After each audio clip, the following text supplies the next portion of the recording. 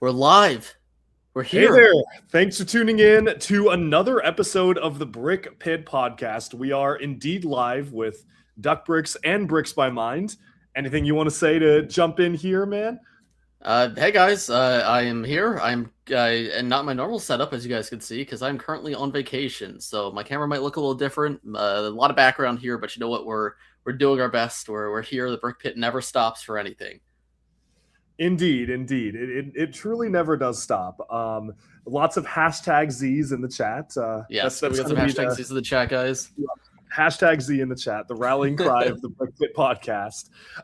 They speaking of hashtag Z, another new trailer for the or teaser for the Dreams Fast and Furious and How to Train Your Dragon crossover was posted, but this time it features the Fast and Furious cars, which is undoubtedly definitely the most exciting news thing we have to talk about today. That's certainly the most exciting thing. I didn't even see that. I saw that people were talking about it, but I assumed it was just the old trailer. Because I'll be honest, I didn't really care. Well, speaking of news, though, this was quite a momentous past few days for news. For Yes, Lego yes, it Weeks of was. News, which we are going to talk about. I don't even have I think I have a full list like across many images. There's been even more news today. And it just keeps on coming. It's pretty ridiculous, honestly, the amount of stuff, because to get everybody up to speed, what apparently happened is that there was some sort of file that was posted or like found online. Images of this file, as far as I can tell, have not surfaced. I have not seen any online myself, but it was a file that was an internal document in Lego that detailed some product details about sets that are coming between 2027 and 2028. So I don't know if folks remember back in, I think it was 2023, February of 2023, there was a survey leak where there was basically a ton of images that came out, and most of them were made into sets. I think like literally one of them wasn't made into a set, and one of them was turned from an 18 plus set into a regular play set. But by and large, they mostly were released, and it is a very similar leak to that, where it's like very preliminary things. Not every single one of these is guaranteed to come out, but they do line up with a lot of rumors that we've been getting for a while. And I can confirm that, at least as far as I can tell, I'm pretty sure that a lot of this is legit. First of all, though, thank you so much, Craftmaster, for the $2 super chat. Thank you, Craftmaster, legend. And Smart Cryptor. Now, I will point out you donated that to the Duck Bricks channel, so they will not be going to Mind and Smart Cryptor, but I appreciate it anyway. You know, a donation to the podcast is a donation to everyone. Indeed, indeed. And speaking of Smart Cryptor, this leaked document did in fact confirm, it reconfirmed, we are getting Smart Ninjago sets next year. Although the really funny thing is that I don't think the leakers cared, so like it didn't give us any details, because all the other ones give details on like the sets and everything, and all it says is Smart Ninjago, because I think they saw that and they're like, oh, I don't care about this. I do think it's important to point out nothing is confirmed. This is all coming from 4chan, I believe. The reason why I think it's even worth talking about is because major leakers have reposted this stuff, and normally those kind of people have more information than they let out to the public. Yeah. So if they're posting it, there's probably a level of credibility to it. But as Chris mentioned, yeah, a lot of this could change. A lot of this could not be the sets as described, could not come out. And then the other thing I want to mention right off the bat, some of them we just got the name of the sets. Other ones we got a little bit more. And unfortunately, I'm in the Lego Master Network. Chris is not. So Chris is the Wild West over here. But because we're on a podcast together, I am only allowed to talk about set names, set numbers, and prices. So those three pieces of information, if that's what we have, we can speculate as much as we want. But if there's more than that out there, that's all we can talk about. So if there's a set, this isn't all the sets, it's a couple of them. But if there's a set that comes up today and you go, wait, I can swear I heard more about that. You might have. I can't speak about it. So that conversation will have to happen elsewhere, unfortunately. Yes, indeed, and it has in private channels that are not public to the podcast and the internet. So, yeah, thank you, Mind, for giving us that bit of clarity before we jump in here. So, there is almost an overwhelming amount of information. Even more has come out today. I don't even know where to begin. Like, I think we should start with the 4chan list from a couple days ago, because that was like where it began. But yeah, we've gotten more. Okay. I mean, we have a full like list of set names for Dragon Ball now as well. Yeah. Like, yeah. With apparently that big set's still coming in November. Yes. Yeah, so I guess we start with the list from the other day, which I'm trying to find. I have the list. So I'm going to read out the list, and I will not be reading out any minifigure details or anything like that, because you can't talk about those. But in really no particular order, there is the Queen Mary 2, which is a like large historical boat. Lord of the Rings Prancing Pony, which is the bar and inn that the hobbits first encounter Aragorn as Strider, which is really cool. Giant buildable Commander Rex in the same style as Boba Fett, who you can see. Oh, okay. I thought it was going to be like Darth Vader style. Okay, that's still weird. Actually, okay. I'm not sure. It just says Giant Commander Rex. It could be Darth Vader style. Although. Yeah. I think there's more information about it that we can't talk about that makes me believe it's a large scale figure, but yeah, I think that one is buildable figure, which I think could actually look pretty cool. Lego Street Fighter, no details on what the set is. Apparently, it's just one set, and I mean, I don't think there's that many things they can do there. I imagine it's just going to be like the arena. Architecture is getting the Golden Gate Bridge, which is actually something I'm pretty excited for. The new modular is, or actually, there is a modular theater with for Lego Star Wars to celebrate the anniversary of A New Hope, and I think we've seen those leaks circulating for quite some time. Yeah, that's been out there for a while that we're getting some sort of anniversary theater set. Mm-hmm. Hello Kitty display set, buildable Hello Kitty. That's going to be so awesome. Lord of the Rings Helm's Deep is apparently the big one for next year, which a lot of people were speculating because Éowyn was not featured in Minas Tirith, so that would be the set to put her in. And also, thank you so much, George Black V4L, for another super chat coming in. Seriously, thank you so much. Oh, we forgot for the 2 super chats to give our little Ninjago line. Our sound bites. Yeah, you're up first because the first one was dedicated to you. What's the Cryptor line? Run, scream, fear me. Run, scream, fear me. There you go. Very nice. And then mine is, Father would not want you to do this, brother. There you go. Okay, what else do we have? Also for architecture, we have the Parthenon, which I'm actually really... both architecture sets actually sound really cool. Like, I don't care that much about architecture, but the Parthenon actually seems like it's going to be a really cool set. There is a giant buildable Spider-Punk smashing his guitar for Beyond the Spider-Verse. Thank you, Lego Marvel. Sure. The first rumor just said we were going to get Dragon Ball sets. Today's rumor had a list of them. I imagine what happened is that like the initial leaker who got the document was like, I don't know anything about Dragon Ball Z. So they just said there were sets. And then like somehow the file got sent to somebody else who did know something about Dragon Ball Z. And then they actually had the more detailed leak today. A castle claw machine based on the Yellow Castle, which I guess means that the Ideas minifigure prize machine sold so well that like they were willing to do it basically again. Yeah, because I mean, this is the line. Because I mean, I would even consider the pinball machine in the same vein. Mm-hmm. Like it seems like they want to do arcade machines now. So I guess this is a sub theme of Icons, Ideas, whatever now. Yep. Indeed. Apparently, there's a new theme of cute brick-built animals that are not molded, which could be interesting. I'm wondering if that's like real animals or it's like a Mixels style thing where they're like disgusting creatures, but I think that could be interesting. There is a modular Daily Planet for DC, which I'm very excited for because it's going to be our first non-Batman DC set in so long that isn't like a Brickheads. But also there's a buildable giant crypto, which definitely was worth the DC product slot. I think we just get a giant dog build. We did just get a giant buildable dog. Yeah. No, it wasn't white. Okay. Penny's Spider Mech, also for Beyond the Spider-Verse, which actually I think is like, that's the set they should have made like years ago. I don't know why it took them this long, but I'm excited for that. Upscaled minifigure Homer Simpson. Right. Okay. So is that one an upscaled minifigure, but Commander Rex is maybe not? Like, do we know? Does it say upscaled minifigure? Or does it? Because the list I have just says giant Homer Simpson. But I know again, this. I know there was another leak that came out about giant Homer Simpson that said upscaled minifigure. So I'm pretty sure. That is that. Dude, I love giant Homer Simpson. That's going to be awesome. I can't believe I'm still not done reading this list off. Yeah, I guess we should go through it all first before we talk about it. There's a ridiculous amount. Dune Sandworm, which we knew for a while, I think. I think we knew about that for a long time. There was a diorama of the filming of A New Hope with George Lucas. Well, it's the filming of A New Hope for Star Wars' anniversary with a land speeder. Smart Brick Disney and Smart Brick Ninjago, which Ninjago we did know about. The one that I think I'm most excited for on this list is Pirates of the Caribbean Flying Dutchman.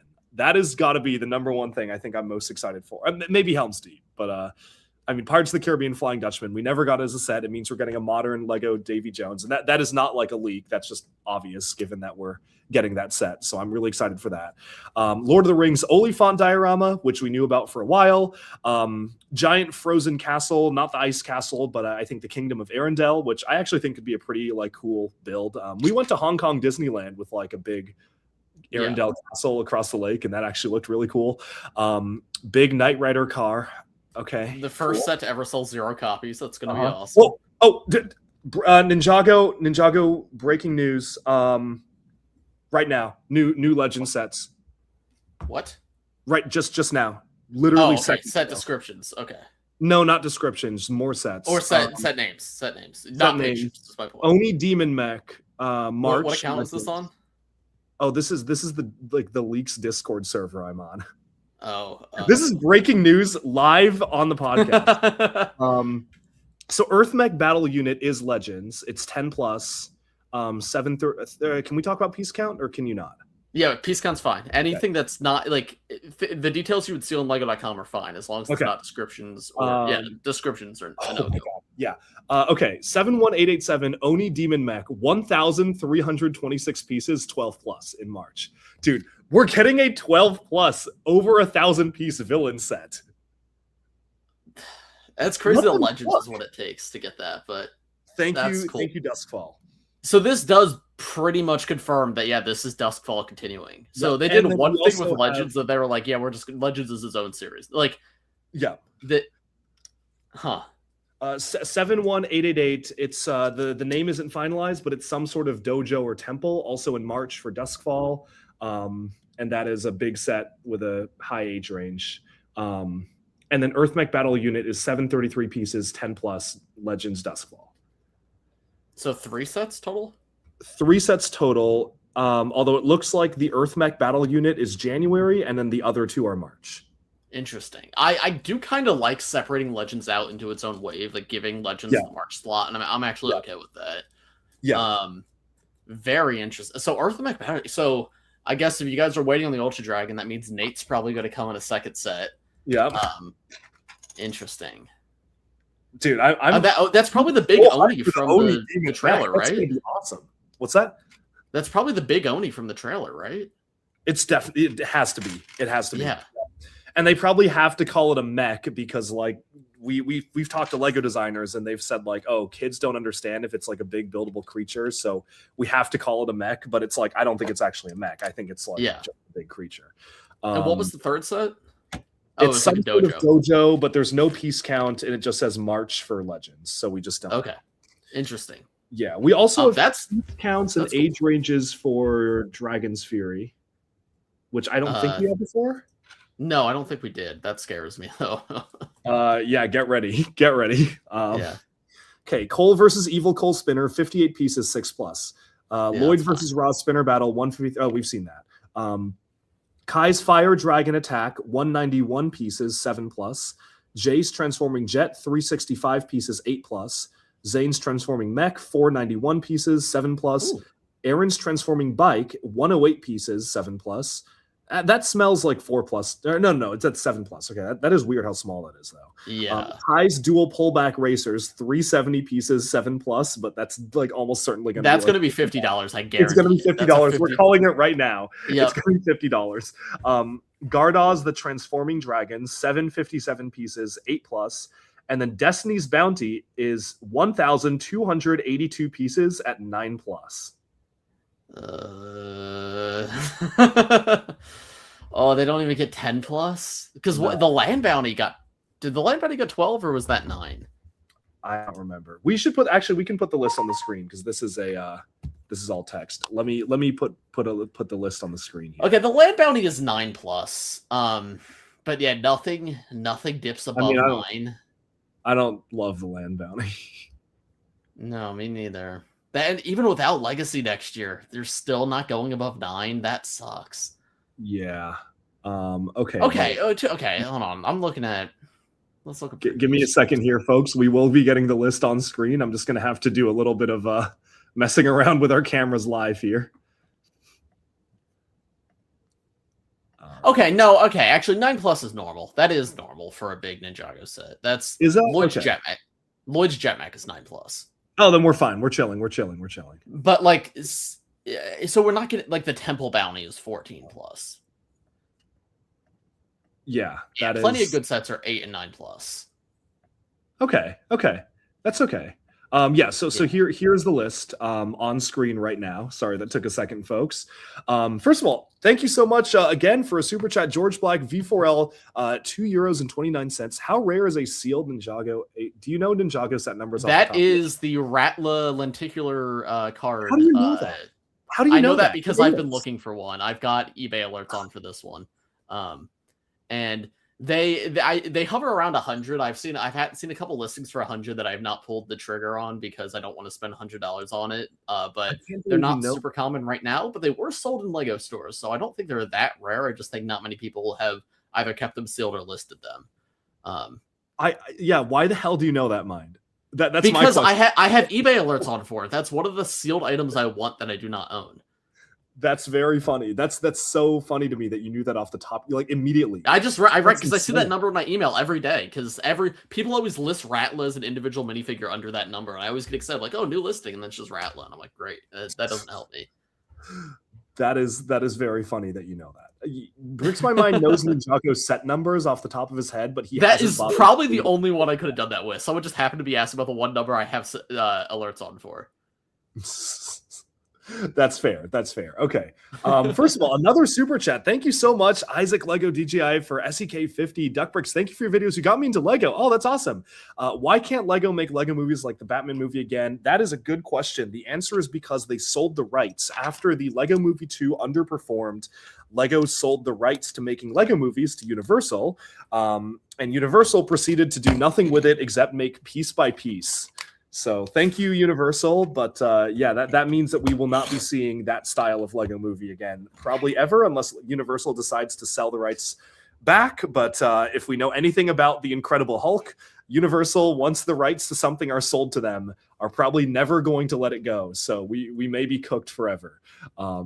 Alas. But yeah, the sequel to the Lego Batman movie was supposed to be Marvel versus DC as well, which was going to be really crazy. So I'm very sad. Written by Dan Harmon, right? That script came out, and it was like crazy. I didn't know the script came out. The script came out a couple years ago. I've read it. Oh, shoot. I didn't see that. Okay. I know it was Marvel versus DC, but I didn't know the script was out. That's actually really I don't remember the full detail. I read it like in high school, I think. It was that long ago it came out. But I recommend looking it up. It's very interesting. Oh, that's true. There is one more thing coming from Universal. Hashtag Z. Hashtag Z in the chat, guys. Hashtag Z. But this is a very interesting list here. Yeah, looking at these sets, I'll be honest, assuming if the Zane set is $50, that's actually very exciting because Zane usually gets relegated to smaller sets, so seeing like nearly 500 pieces for him is kind of hype to me. I also, my guess with the transforming thing is I think it's going to transform from good version to evil version. I think that has to be what the gimmick is. Oh! Yeah. And that's how they get around doing villain vehicles. Why does Aaron have a transforming one then? I don't know. That one's weird. But like, because we know the armor also flips to be good and evil, I think it would make sense if it's also like the set has some sort of transformation. Yeah. I didn't even think of that. That's actually a really good idea. And the dual pullback racers might even be 2 builds, one for Kai and one for Evil Kai. Yeah, I think like they could be cooking on this. I'm like very skeptical of transforming sets that are not designed by Lee, and like he definitely didn't design every single one. But like, transforming also could be a rebuild. It could be an alt build. Like they might just be using that word for marketing. That's the other half of it. I feel like if it says if it was a rebuild, they would say 2 and 1, right? Maybe, I don't know. Marketing is weird with what they. Sure. Is Kai's Jetmech called a 2 and 1? It's not. It's just called Kai's Jetmech. The one from Prime Empire. Yeah. Yeah, that one doesn't say So anything. I could see this. I could see them going, oh, our previous transforming set sold really well, so these are 2-in-1s. Let's call them transforming. Yeah, I could see it. I could see it. I guess we'll see. Yeah. Although we do know like the evil ninja and the good ninja have like distinctly different torso prints. Yes. Well, I do think it will be 2 minifigures, but I think they're going to be designed to look similar. And I think the build, like maybe it's just like you throw a few extra parts on, or you take a few pieces off. And it goes from the good version to the evil version, like similar to how Dreams I'm very down for that. I think that'd be that would be really cool. That's what would sell me on it, because if it's just like actual like Sora's transforming mech bike, but like 5 times this wave, I mean, if it's done well, cool, but like it feels like really overdoing a gimmick if that's what it actually is. Yeah, I agree. Prime Empire mentioned now Stud City will appear from thin air. $1 start. Stud City, what a city. Earthmech battle unit sounds really cool though, and Oni Demon Mech 12 plus. That is easily my most pieces. Sounds amazing. Yeah, dude, the Titan mechs are actually going to have something to fight. Yeah, that's insane. Like I can't believe. Although like, in the show, isn't like the Oni Demon like many stories tall? Like probably, but listen, we'll take what we could get. Yeah, that's true. I can't believe we're doing a villain set that big, like dedicated to the villains. That's really like when was the last time we got that? The Crystal King at $70. Yeah, and the Crystal King sucks. Well, and if you count locations, I mean, we have like the Wolfmask Shadow Dojo. Okay, fair. Still, though, I think this is going to be really cool. So I'm very excited for that. I wonder if there's any. Yeah, we didn't even finish going down the other list because because there's more sets. There's like dozens more. So okay. Anyway, I think does that cover everything we want to talk about with the? I mean, because we had the Legends names, the only new ones here. It was just prices of piece counts, which like I would have loved to see a 10 plus in there, but you know what? It's not too off from what we typically get. There's just not a land bounty type set, but also we typically don't get that until the summer. Yeah, why are we so? So I just hope we have a larger age mark in the summer for non-legends. That's all I hope. I agree. I don't know why we got so zoomed in. I think I cooked us somehow. Oh, I see. I've been like manually editing the same screen. My bad. Okay. Uh-oh. Anyway, we're gonna figure out this streaming thing eventually. It's episode 5, and what happened? We need to stream on Bricks by Minds channel. We do need to stream on Bricks. There we go. And I'm just gonna stop presenting. There we go. Okay. There are more, however. There are more items. There are more items here because continuing onwards, we're getting another UCS Millennium Falcon. And we are getting a giant buildable New Hope poster, which like I actually think could look kind of cool. I think that could be kind of interesting. But there's more. But wait, there's more because we got even more leaks from that same document, which is insane. We have details on the Daily Planet, which I don't think we can talk. We can't talk about what's inside of it, like what it contains. We cannot because I can only talk about set names for some reason. Giant buildable ham from Toy Story. Yes! Oh, dude, I've been wanting that set for years. We've all been asking for. We've all been asking for it. Now, if only it was smart compatible. If only. If we don't know that it's not. There is Disney smart one. Okay, this is a funny one. Marvel CMF Series 3 is Marvel Rivals, which means I have thoughts on that. I don't know how I talk about them on a channel like this. Dude, I can't wait to get all the swimsuit edition minifigures. I think those. What I'll say about that is Marvel Rivals, when it came out, was a fun little game. And then after like the initial hype died down, it started appealing to a certain audience with its marketing, and it is one of the most insane games. I'm not even like a prude about that kind of stuff, but it's one of the most insane things I've ever seen from like a beloved IP. And I genuinely am shocked Lego is collaborating with them at this time because I don't think it matches Lego's target audience currently. Well, the thing is, Lego probably started developing this when Marvel Rivals hype was at its high, like a year and a half ago. Right. And we're only just now getting it. And I don't think Lego expected the game to take the turn that it has. Yeah, though I guess, I mean, because none of this is finalized. I guess there's a chance. I'd actually be curious to see if this comes out the way it's pitched here, because If this is an older document, what if it comes out and it's just generic Marvel, or it's like they remove all the Marvel Rivals branding off of it? Because I could genuinely see that happening, because it has taken such a weird turn. A weird turn indeed. Yeah, I could see that. I mean, I'm excited for another Marvel CMF series. I think that like I actually think the previous two were really cool. Like I get 3. This is number. We've had 3. Yeah. Oh yeah, that's true. I guess they keep selling. I mean, Spider-Verse was cool, man. Spider-Verse was cool. I have such mixed feelings with Spider-Verse, because objectively everything in that series was really good, but simultaneously I think it's kind of lame that one of your 3 series a year was like 12 of the same character.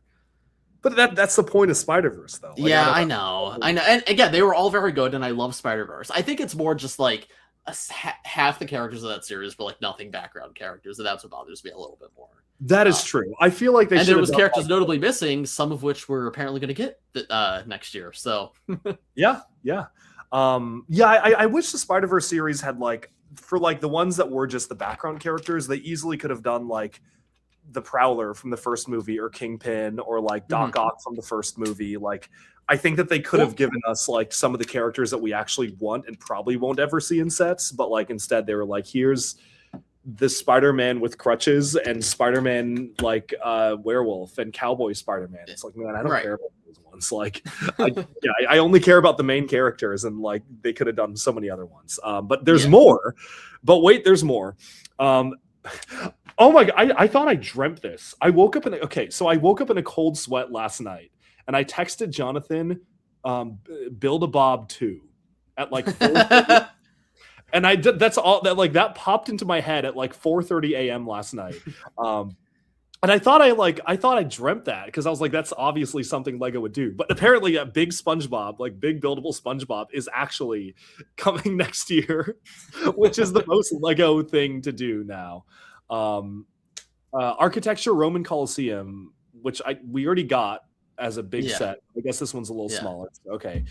Rancor Pit, which I'm actually excited for. That's the 2013 Jabba's Palace set I do not own, is the Rancor Pit, and I'm sure this one will not be as good, but I'm still hyped for that. I'm also sure this is going to be $150 as opposed to $50 that the last one was. But the last one was only $50. Yes, this is what has happened to Lego. It was a $50 set that I passed on because it was too expensive when I was a kid. Man, things are bleak. That is. Although, to be fair, as a kid, I thought the Rancor Pit set was super lame. I was like, this is just like a gray box. The only cool thing is the big fig. So that's why I didn't get it. That's why I didn't get it. But then that, like, he's probably going to be brick built too, which we'll see how that looks. Yeah. I think I can actually put this list on screen, because there's nothing like I'm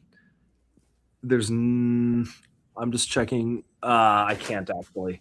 There's one thing here that shows minifigures. Curse you, land. Okay. Amazing Spider-Man versus Lizard, which is interesting. We're getting an Amazing Spider-Man 1 set. Oh, that's actually pretty cool. I didn't realize that was happening. Yeah, I wonder if they're going to give us any new minifigs, because like they might give us the like battle damage Spider-Man that like similar. I somehow managed to not buy the No Way Home Final Battle set. I don't know why I didn't, because I wanted to and I just never did. So I still need a Andrew Garfield Spider-Man minifigure. So I'll probably get this one. Yeah, that makes sense, and it'll probably be cheaper too, because the I will say, for Lego Marvel, like the last one, the Venom like Sandman Toby set was like really affordable. Like that was like really well priced. Oh yeah, I love that. I got that set because I don't buy Marvel very often. But yeah, $25 you get like 3 exclusive, not all exclusive, but 3 like rare minifigures. Mostly exclusive, right? Because Sandman, Venom, and Sandman. Toby came in the other set, but yeah, but Toby had that was a great set. Right? No, battle damage is in the train. No, that's in the train, right? That's right. Yeah. But still, that's still really cool. Okay, so we'll skip past one for a second. Hogwarts Great Hall, we don't care. Vader wall art and I Am Your Father display quote. Okay, sure, interesting.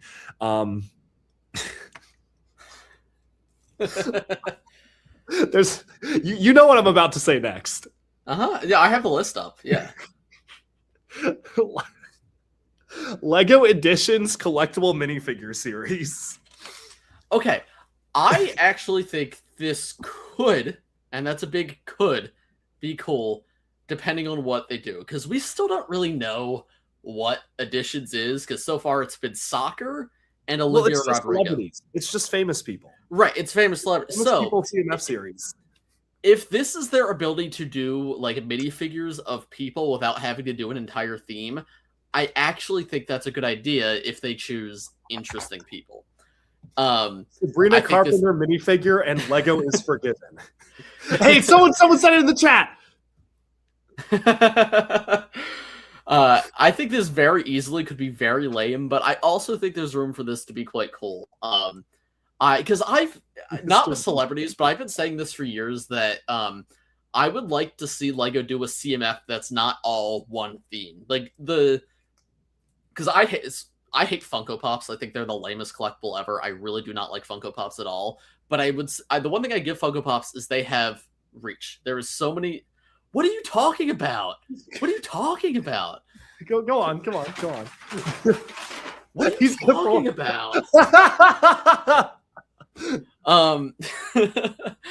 I've always the one thing Funko has is a wide range of IP, and that's something that Lego has more now. But I always thought it would have been cool if they did a CMF of 12 figures, and it's like 2 from a bunch of random series that are like not even all one IP, like one owner, like not Disney, not Universal, but just like you get 2 Shrek figures and 2 whatever else for all these IPs they don't want to do full sets for. And I don't think it's only going to be real life people, but I think this is the potential to give us bits and pieces of an IP without having to do the entire thing. And this could be bad. It could be 12 soccer players I don't care about, but I don't think so. I think it's just going to be celebrities. Like but it also could be one celebrity I care about and then a bunch of soccer players. Like that's true. I'm sure there's going to be a couple soccer players. Like I'm sure, yeah, I'm sure. I love your idea of like having a CMF like made up of different themes, but I don't think they could do that for licensing reasons, right? Like I don't. Well, I think the reason I think it is like I think the closest we ever got to that was like Dimensions, right? Or like Dimensions. That I guess that's true, but they were never on the same. They weren't in the same pack, but like in the way that like. Yeah. Oh, but those were all Warner Brothers properties.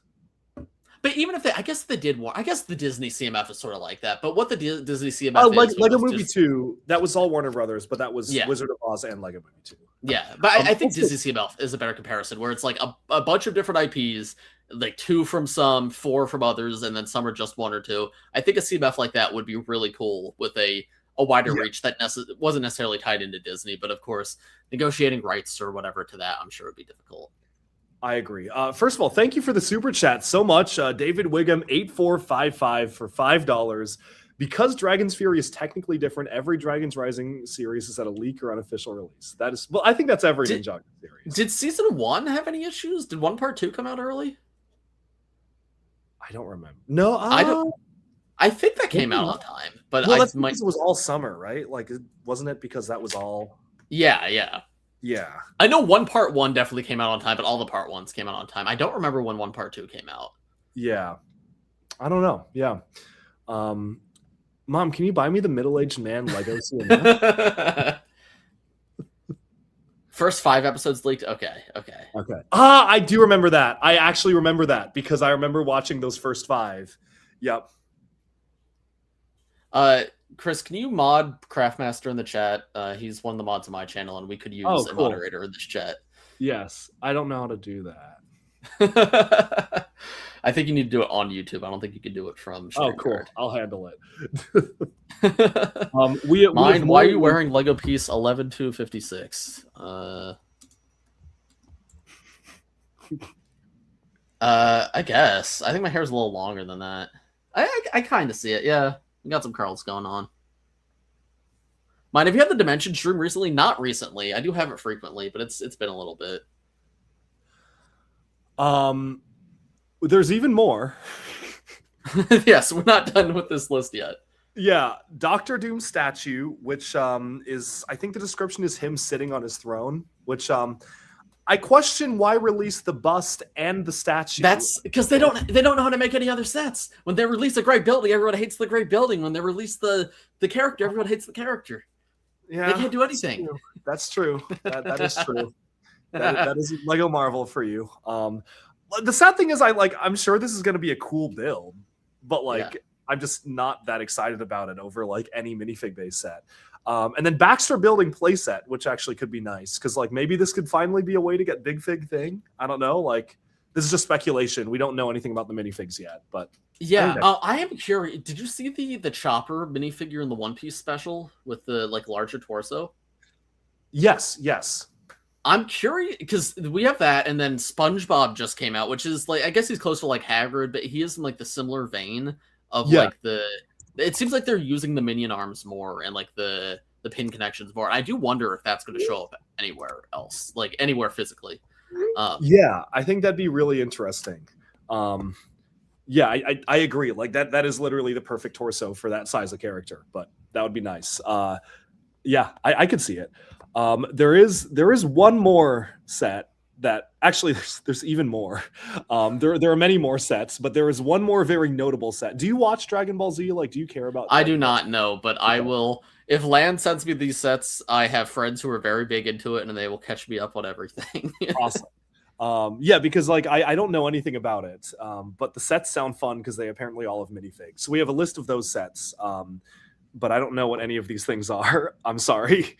But one of them is, however, buildable character. So something to note, I have been told, you know how I think last week we talked about if the Shenron set comes out, then we will have 3 big green dragons on shelves at the same time. Yeah, it's coming out in November. That was part of the thing. Yeah, like, so that's apparently still coming out. Yeah. This minifigure scale theme has another big green dragon in it that's not Shenron. So we will have 4 big green dragons on shelves at the same time. That if these are happening. I get Guardian Dragon might be retired by then, but also the chance of another Lloyd Dragon is very high. Dude, #Z. #Z. That is really funny.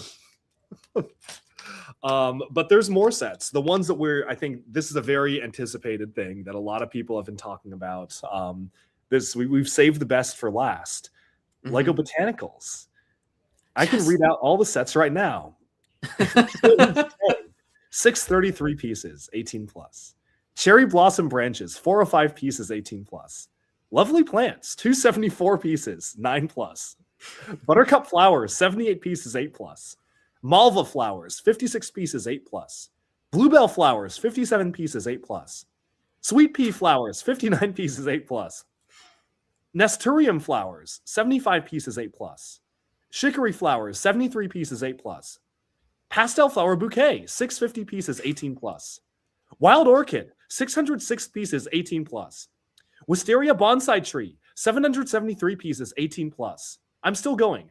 Modern Ikebana Flower Arrangement, 644 pieces, 18 plus. Okay, I'm done.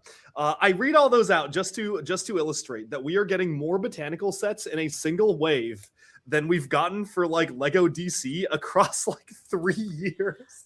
Well, it's because botanical sets make money. And Lego DC does it. It does.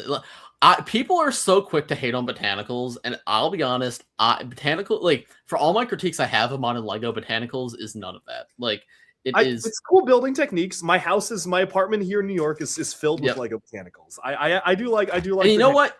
The thing I like about them is they gave them a theme. It's a theme. It's not a play theme, but it's a theme. It's not just icons. And yes, icons is my issue with Lego right now, not botanicals. Botanicals is wonderful and it does its own thing. It's not mostly for me. I've only bought a couple of them, but it has its audience. I'm perfectly fine with it existing. Botanicals is great.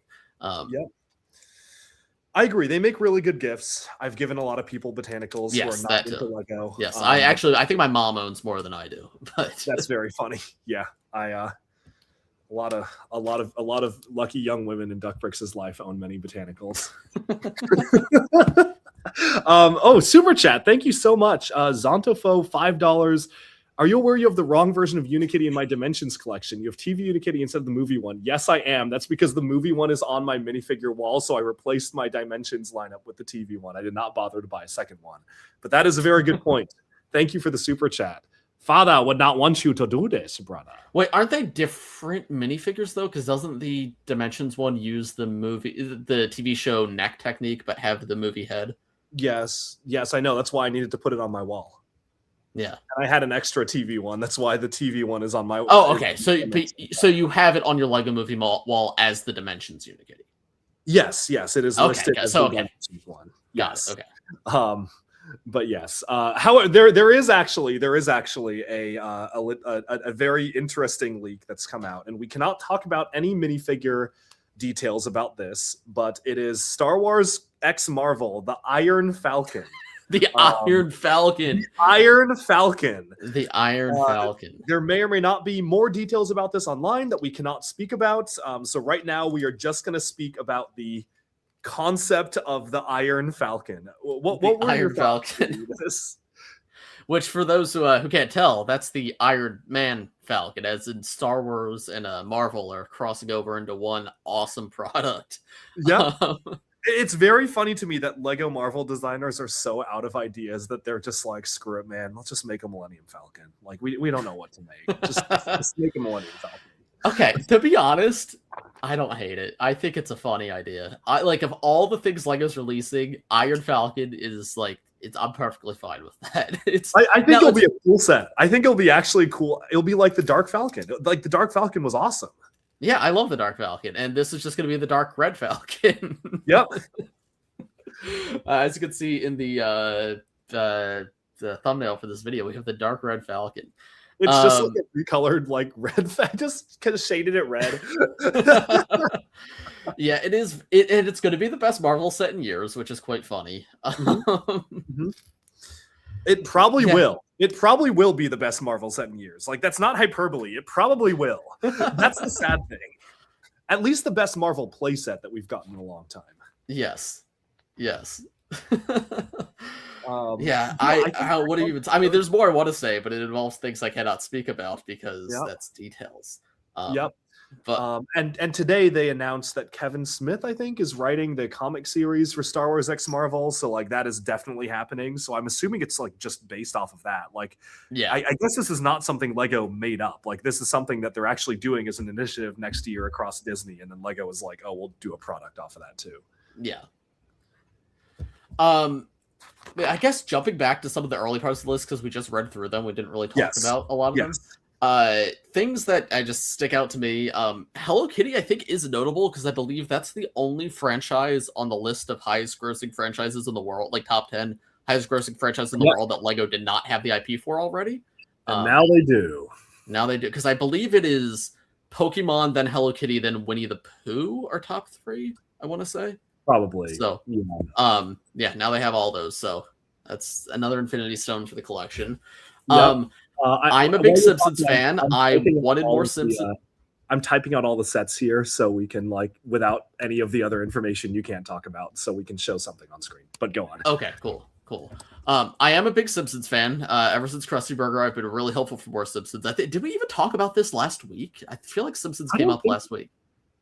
We did talk about Simpsons last week. Yes, we did. Yeah, I mean, watch that to hear my thoughts on Simpsons. But I've wanted more Simpsons for forever, and it feels like the monkey paw has curled, and it said, okay, upscaled Homer Simpson minifigure. Because, I mean, it'll be a very funny set. It'll be a very, very funny set. Yes. But that how not are exactly. Handling his head? That's what I want to know. Like, how on earth are they handling, like, the build of the head? I don't. Well, that's why I wonder, maybe it's not a minifigure. Maybe it's more like Stitch. Like, it's just because I could imagine Homer's legs you could probably build out of Lego.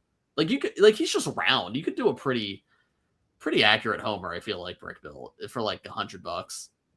Yeah, I think or like the Mario and Luigi sets. Yeah. Okay. Actually, the Mario and Luigi, like, the Mario Kart ones, actually, like, those don't look that bad. So yeah. Okay. I mean, listen, if it looks good, it's going to be really funny, and if it looks bad, it's also going to be really funny. So I think it's a win-win. I agree. That is very true. This is a ridiculous number of sets that just leave. Like this is a this is probably like every Icons slop set for the next like 2 years if this is accurate and continuous. Well, we know that this is almost certainly legit, but we don't know if it's all going to eventually come out. Right. This is almost certainly legit at one point in time. It's just a question of how old the documents were and how much has changed. Yeah. Okay. This is a very bootleggy list, but I think this is everything. Okay, I'm gonna switch us over to screen sharing mode here, and we can take a look at the list. We need an upscaled botanical line. We need that. Okay, here we go. Okay, let me zoom in on that. But yes, this is the list. Oh, can I not? Okay, that's really annoying. Actually, I'm trying to like make it bigger. I don't know if I can do that, but yes, this is the list. Awesome. I want to talk about some of the Lord of the Rings sets. Those are very interesting. Yeah. I am like not a super big Lord of the Rings guy, so I probably won't have much to say about them, but I think Lord of the Rings sets there are probably more exciting to me than even the Ninjago ones. I think maybe Oni Mech is really exciting. But like I'm number one, like I'm so excited for Lord of the Rings. So I love Lord of the Rings. It's probably my favorite movies ever. So I'm really excited for those. I'm excited for the Inn. I don't even know the name of it. Whatever one that is. Yeah. That I because can I admit a secret to everyone here on stream? I've never seen the third Lord of the Rings movie. I've only watched the first two. Yeah. What?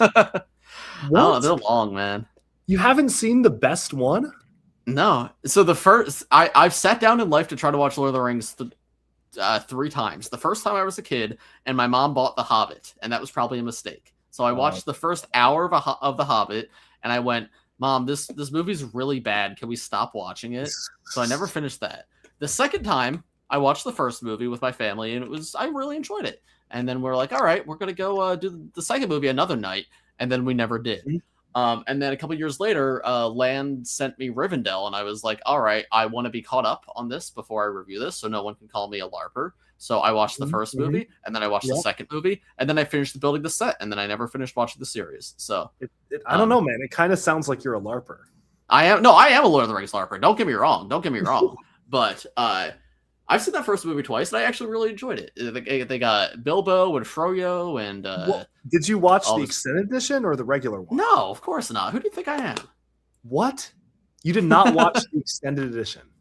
No, of course so not. You watched the bad version. So that's why you don't like Lord of the Rings. So you just I liked both those movies. Yeah, it's just like the idea of sitting down to watch a 3-hour movie. It's daunting. So I haven't gotten around to it yet. You got to lock in, man. The next time you're here in New York, we're renting out the theater in my apartment, and we are watching it on the big screen the way it was intended. Now that's different. If I had that on, but when it was on the laptop in my dorm room, it was a little less appealing. Okay, well, when you come to New York next, actually not during the party, but the next time you come after that, we are going to be. That's what we do during the party. I think that's the party. Yeah, we get all 100 people coming into my apartment to watch Lord of the Rings. All 3 of them. That's the new party this year. It's like we're not awesome. Yeah, but all that is to say, I know the end because that's in the first movie, and I've watched that one twice. And I went, you know what? That would be cool. That'd be cool to get as a set. Yeah, man. Breaks my mind. Someone in the chat just said, "Go show your sets to your girlfriend, LARPer."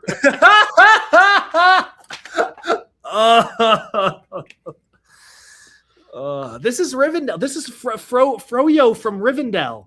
He's the main guy. He goes on a quest. Do you think this minifigure is cool? And how much did you pay for this? He's a really valuable minifigure. I think he's how much did you pay? But wait, but where are we gonna put this? I'm gonna go get my nails done.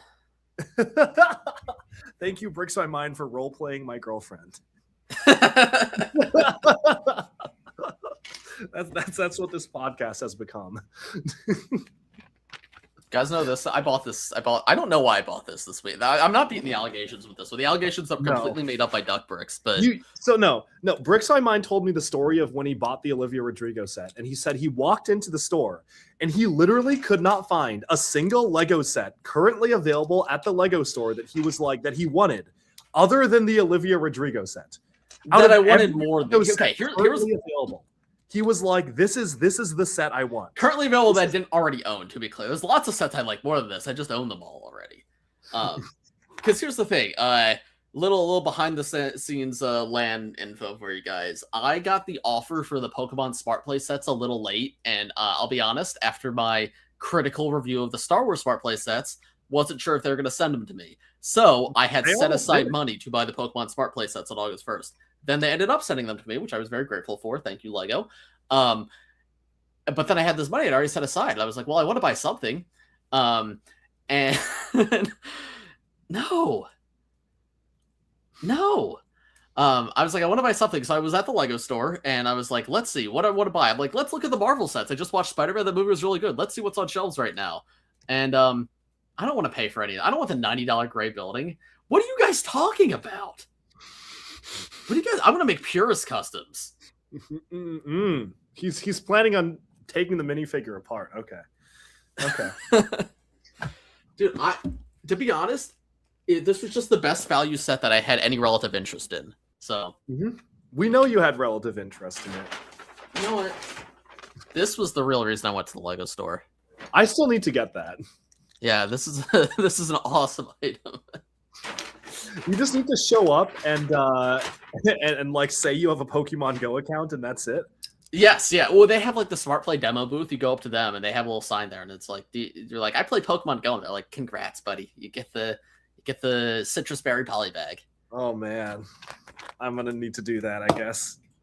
Although that will be a Duckbricks LARPer moment because I do not play Pokemon Go. I will have to walk into a Lego store and pretend I'm into Pokemon. I did see, by the way, I saw you got called out for your Smart Play review. You mentioned that Pikachu was strong against Charizard and you didn't know why. It's because Charizard's a flying type and flying's weak against electric, buddy. As I said in the review, that I don't know Pokemon lore, that I'm reviewing it as a Lego product. I said I'm a LARPer in the review. Bro doesn't even know Charizard's a flying type. No, how could I have known? How could I have told that? There's no way I would have been able to know that. Man, I will say, if this was 2007 Duckbricks, that Pokemon. So before I got into Lego, Pokemon was my thing, and that was like the number one thing I was so into. I was so into Pokemon that I went to Japan to go to the Pokemon Center when I was like 7 years old. And then I discovered Lego and was like, I don't want to play with you anymore. What else is interesting here? That's worth I am curious how they're going to do Helm's Deep. Because that is a big gray castle, but I don't know like if they're going to do the main section or like the wall going out to the side. That I'm curious about. Although I'm certain that's going to be the big one. They're probably going to do it in a way that makes it cost a lot of money.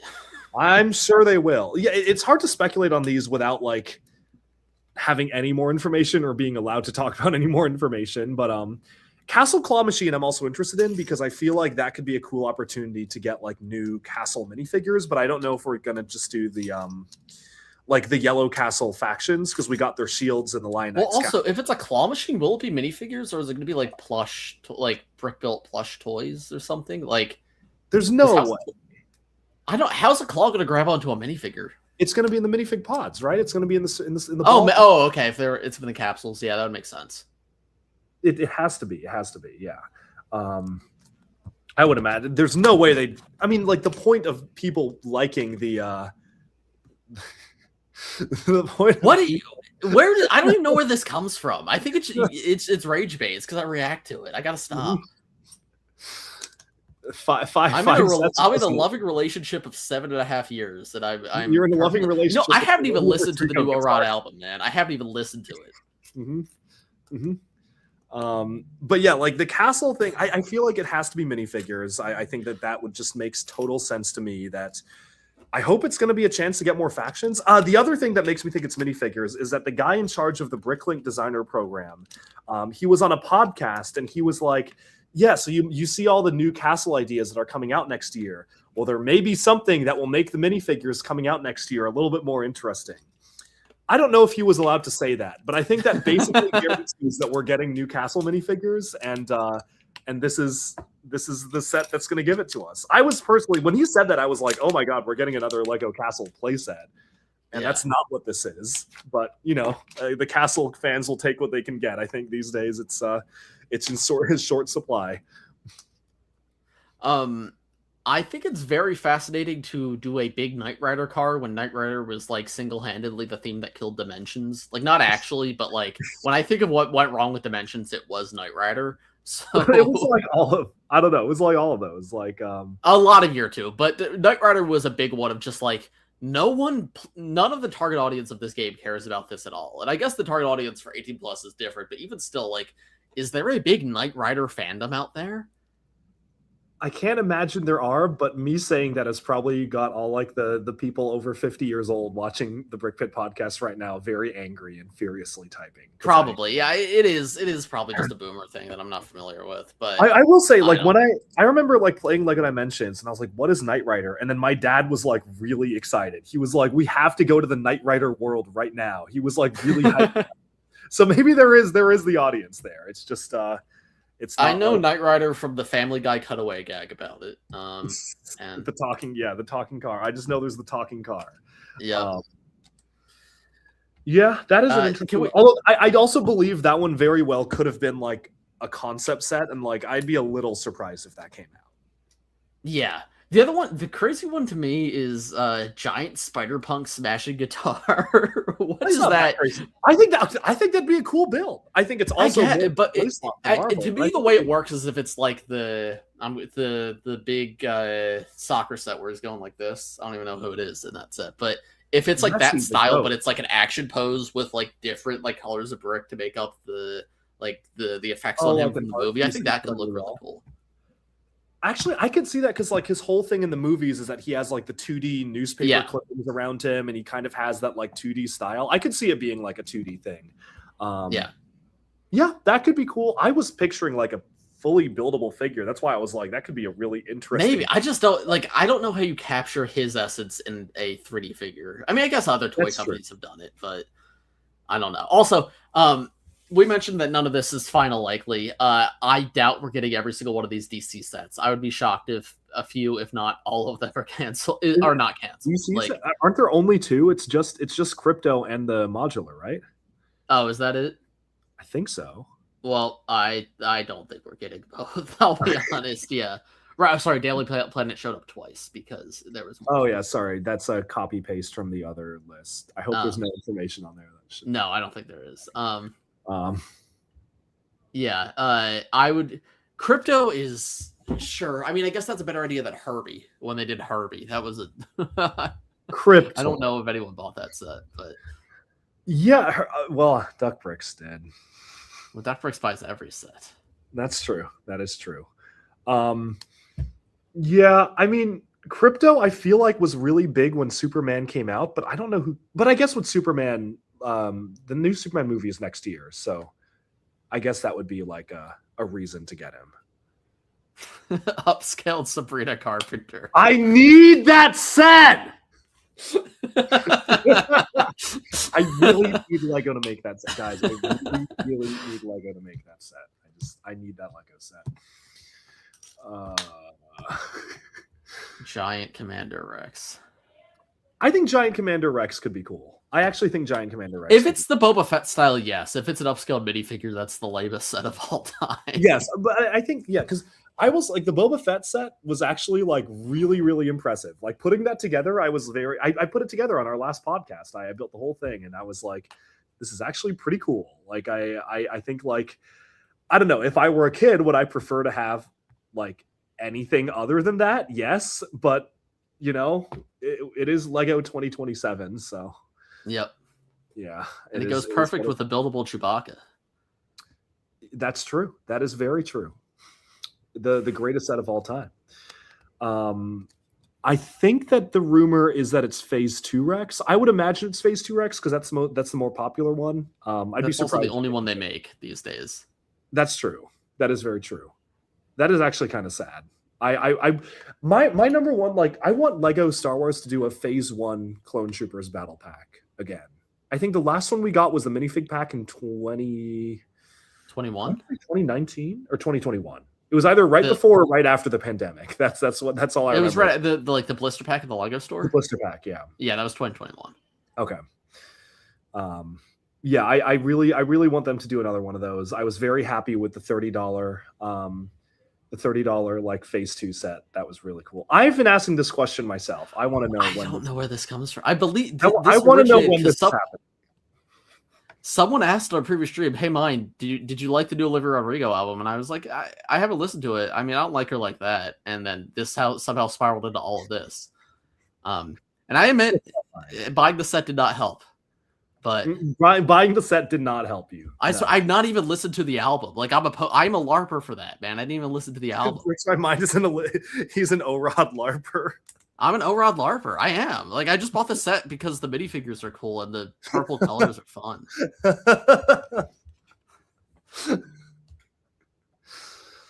The only Rodrigo this is a lose battle. I got nothing to say, man.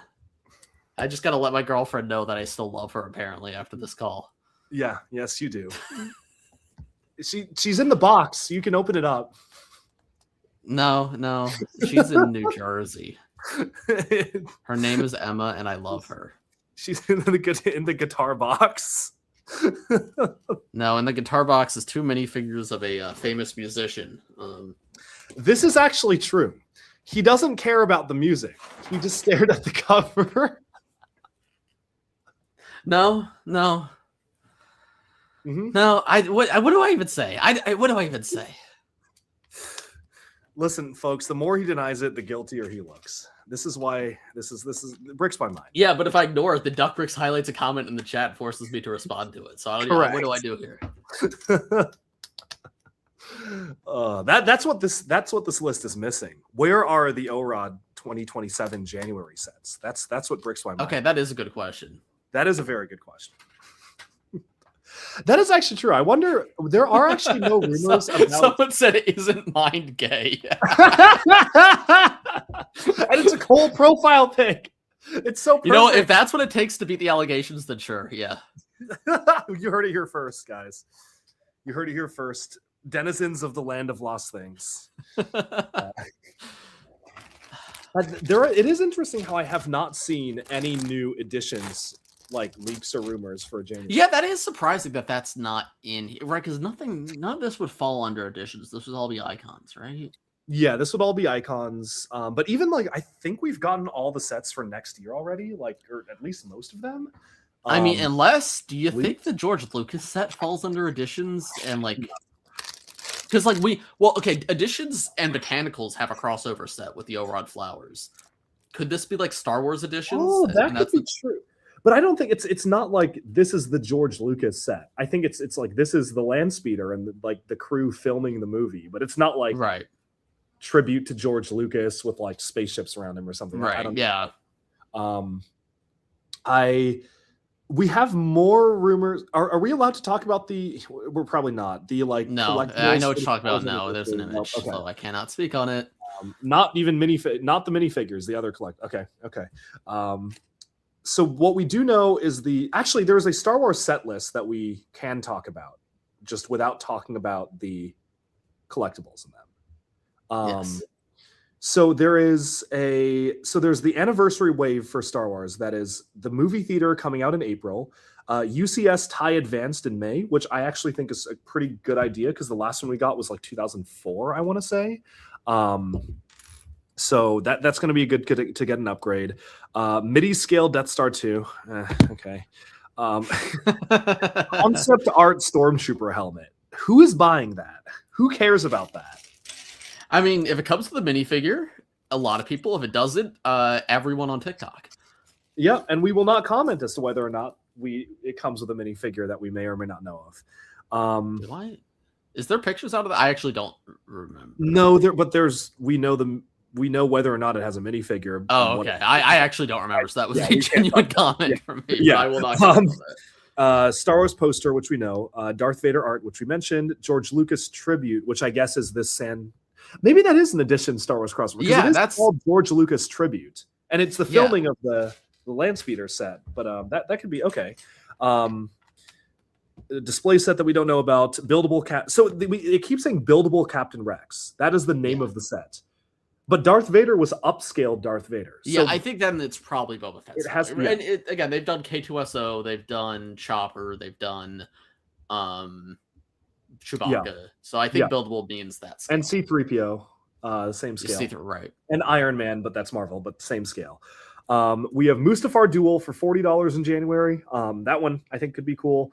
Y-Wing for $80 in January, which I'm not excited for because it's probably going to be like this big, like every Star Wars set recently. They're doing a new Cloud City in April, which makes sense because everyone loves that. Thank you, Mr. Wing, for another super chat. Got pieces of her custom monastery, over 3,000 pieces. That is very, very cool. I'd like to see that. I have never seen a more beautiful bride. Thank you, Bricks on Mind, for the quote there. Yeah, that's a soundbite because we got a donation. That's true. That's the soundbite. Bespin Duel, $80 January. I can't imagine where the $80 is going. I don't understand. I mean, actually, that is hype to get a Bespin Duel, but yeah, probably the answer is probably nowhere. In an ideal world, maybe they have like the full carbon freezing chamber in there, and they have maybe Cloud City and Bespin Duel are separate sets. That's the thing. We are already getting. There's a Cloud City set coming too. Yeah, there's a Cloud City set and a Bespin Duel set. I imagine they combine, but that is weird. But still, the chamber would probably be in the duel. Though I guess no, because the duel it would probably just be the scene out on the bridge where he cuts his hand off, right? But we're $80. Yeah. Well, maybe Cloud City is not. Maybe Cloud City is like the dining room. Though the dining room's it'd be dining room, carbonite freezing chamber, probably a cloud car, maybe landing pad. It's like everything that was in the original set, like the OG one, minus the duel, I guess, and the duel just sticks onto it. God, I hope these are good because I've been wanting Cloud City for years because I missed the last Cloud City by like a month. That was actually everyone was hates on this. I like that set a lot. I think that set was it retired super quick, so that's why I didn't get my hands on it because everyone hated it. But like I loved that set. I loved how it looked. And Episode 5 is my favorite Star Wars movie, so I've been wanting more Cloud City for years, and I will buy it this time with a big asterisk of as long as it doesn't suck because when I was at the Lego store the other day, I'm in Florida right now. I was at Disney. I just rode Rise of the Resistance again. And whenever I do that, I'm like, wow, I love Star Wars. Star Wars is awesome. Yeah. If I go to the Lego store, I'm like, I want to buy a Star Wars set. Let's see what's on shelves. And man, it's bleak. It's bleak out there. Yeah. The Mandalorian set with Cobb Vanth on the speeder, that's $35? Yes, that is $35. That's the most $20 set I've ever seen in my life. Why is that? A lot of them are worse, man. A lot of them are way worse than that. Yeah. Well, so I didn't buy it because like, why are battle packs 23? I'm not dropping 23 on a battle pack. So even though I was in a Star Wars mood, I was like, nope. And I was in a Marvel mood, I was like, nope. So then I bought the Olivia Rodrigo set instead. We know. Some of them are $45 for the battle packs. I'm aware, yeah, but at least those are a little bit big. But like the basic, like 4 minifigure and a build battle pack that were $10 like 10 years ago, which a lot has changed, but the inflation has not been 150%. I can tell you that. Yes, I think it's ridiculous. Those are $23. That's crazy. Yeah, like Lego pricing is kind of out of control, in my opinion. But maybe that's a topic for another podcast. Yes. There's even more. There's upscaled pilot Luke minifigure for $100. That's cool. $100.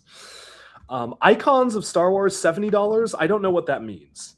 I don't really understand. Like maybe buildable lightsaber, buildable blaster. Although Lego probably wouldn't make a buildable blaster. No, probably not. I don't know. Yeah, I don't. What other icons of Star Wars are there in a $70 set? Assuming that you can build them, and then there's buildable Yoda for $150. Didn't we? We got the Yoda busts. God, yep, why does Lego have a bust of a character and then a build of the character like a year apart? That is happening with Doctor Doom as well. Yeah, that's really weird. What I want to know is even if you do like the 18+ stuff, who wants both? Like, no one's buying both. Well, I don't. I think it's Lego planning for the diehard people to buy the big one, or like the people who really want to spend the money buy the big one. The people who just want to have something to display buy the small one. I think that's the. What happened to Lego sets? What happened? Remember when Lego made Lego sets? Because I'm not even like. I'm not even fully against 18 plus as a concept, but like the same idea twice, but in one set he has legs. Are we serious, Lego? Yeah. Yeah, it's really it's pretty bleak. I've been working on a video about like the like display epidemic that it's been coming together. I'm very excited to talk about that because I have a lot of thoughts on that. Yeah, maybe I should make a video on that too because I have a lot of thoughts that I've articulated on podcasts and stuff for years, but I've never like sat down to just put it all in one video. Or we could do like a part 1 my channel, part 2 yours, or something. I don't know. I wouldn't be against that, but anyway, that's. It's topic for we need a play slop set. That's play slop. That's what the big gray That's marble smart building play. is. Play slop is smart play, right? Like, yeah, I don't know the gray Marvel building from Spider-Man. I think I could call that play slop. yes, the big gray Like it rectangle. explodes and it does nothing else. Yes, that is absolutely play slop. Oh, we forgot to talk about the modular building clock tower, which I actually think could be really cool. Yeah. Is That that do we know if really- that's going to be a corner or a regular piece? 32 by 32 base plate. It is 2 buildings. It's not a corner. I don't know. Yep. You just asked me, man. You just asked well, me. because isn't it 2 regulars and then a corner and then 2 regulars then a quarter? Isn't that just? I don't know because you can't talk about it, so I don't know. Okay. I don't know. I thought there was a pattern that could be inferred. That's all I was asking. Is All right, that one is not on Duck Bricks. That is not on Duck Bricks. No. On. I know nothing. I know nothing. The gift with purchase for the buildable Lego PlayStation that's coming out this October, I forgot about that, is the Astrobot, which sounds way more fun than the $160 buildable PlayStation. Don't forget the Batman Returns Batmobile for $230, September 1st. That's really soon. How has that not been revealed yet? That's good. How's that not been leaked yet? Yeah. That's the kind of thing that would absolutely show up in an airport. Well, because the Ministry of Magic did, which is September 1st, and that is all we can speak on it, I think. Is that not revealed yet? Seriously? No. I know it was revealed. It was revealed, right? Let me check. I want to say it was. I think it was. And I actually would talk. So my rule of talking about Harry Potter is I do talk about it when it's bad. Yeah, because this one is this. Oh, it was okay. So it has been announced. It has been revealed. We should talk. I kind of want to talk about this set because I'm looking to talk again. I am fine to talk about Harry Potter without talking bad about it, but when the sets ever. are good, I don't want to. I think this might be the worst Harry Potter direct-to-consumer set ever. Which is saying a lot because last year's was pretty rough too. The what was last year's? Hogsmeade, like the Hogsmeade that was like barely bigger than the small ones. The price was not good, but I think the Yeah. set was like okay. It was just two of the $100. It was like 3 of the $100 sets for $400 for some reason, and all the minifigures sucked. Yeah. Okay. Well, this is Ministry of Magic Collector's Edition for $450. Yeah. This is it's 3,491 pieces. The thing that bothers me is that Harry Potter used to be the theme with like the best minifigures. Like we would get arm printing on Snape for no reason. We'd get crazy minifig detail. What is going on with the minifigures here? Why are the minifigures so bad? They also created spell like the minifigure. Wait, I just clicked on the photo. What happened here? I don't know. Like the minifigures are not great. The thing that really like a lot of plain legs. Thing that really bothers me is that they made like a dual. Do you know what piece I'm talking about? Like the dueling spell piece. Yeah, and they made it worse in this set. They made it worse in this set. What happened? Like, what is that? They literally made dueling spell pieces. Like that is a piece that wasn't too long ago. Ooh, is that drum lacquered gold tricorn hat? Or is that pearl gold? That looks. No, I think that's pearl. I think that's okay. just weird. So, okay, that's cool. But what is this? This is ridiculous. I don't know what's the open studs for the base feel so like aged. Yeah. Like that. This is not modern Lego design standards at all, and it feels so weird to see that in a $450 set in 2026. And the Ministry of Magic famously is tile. Like that is one of the like most iconic parts of the entire thing is that like you have the brown tiles underneath, right? Like that's kind of the point. Like they have these like square tiles. Like that's a pretty like I don't know. Like I think that's a relatively. I've not watched these movies in years, but I believe you. Okay, yeah, like the green tiles here. Like this is at Universal, so they didn't do it across the whole floor.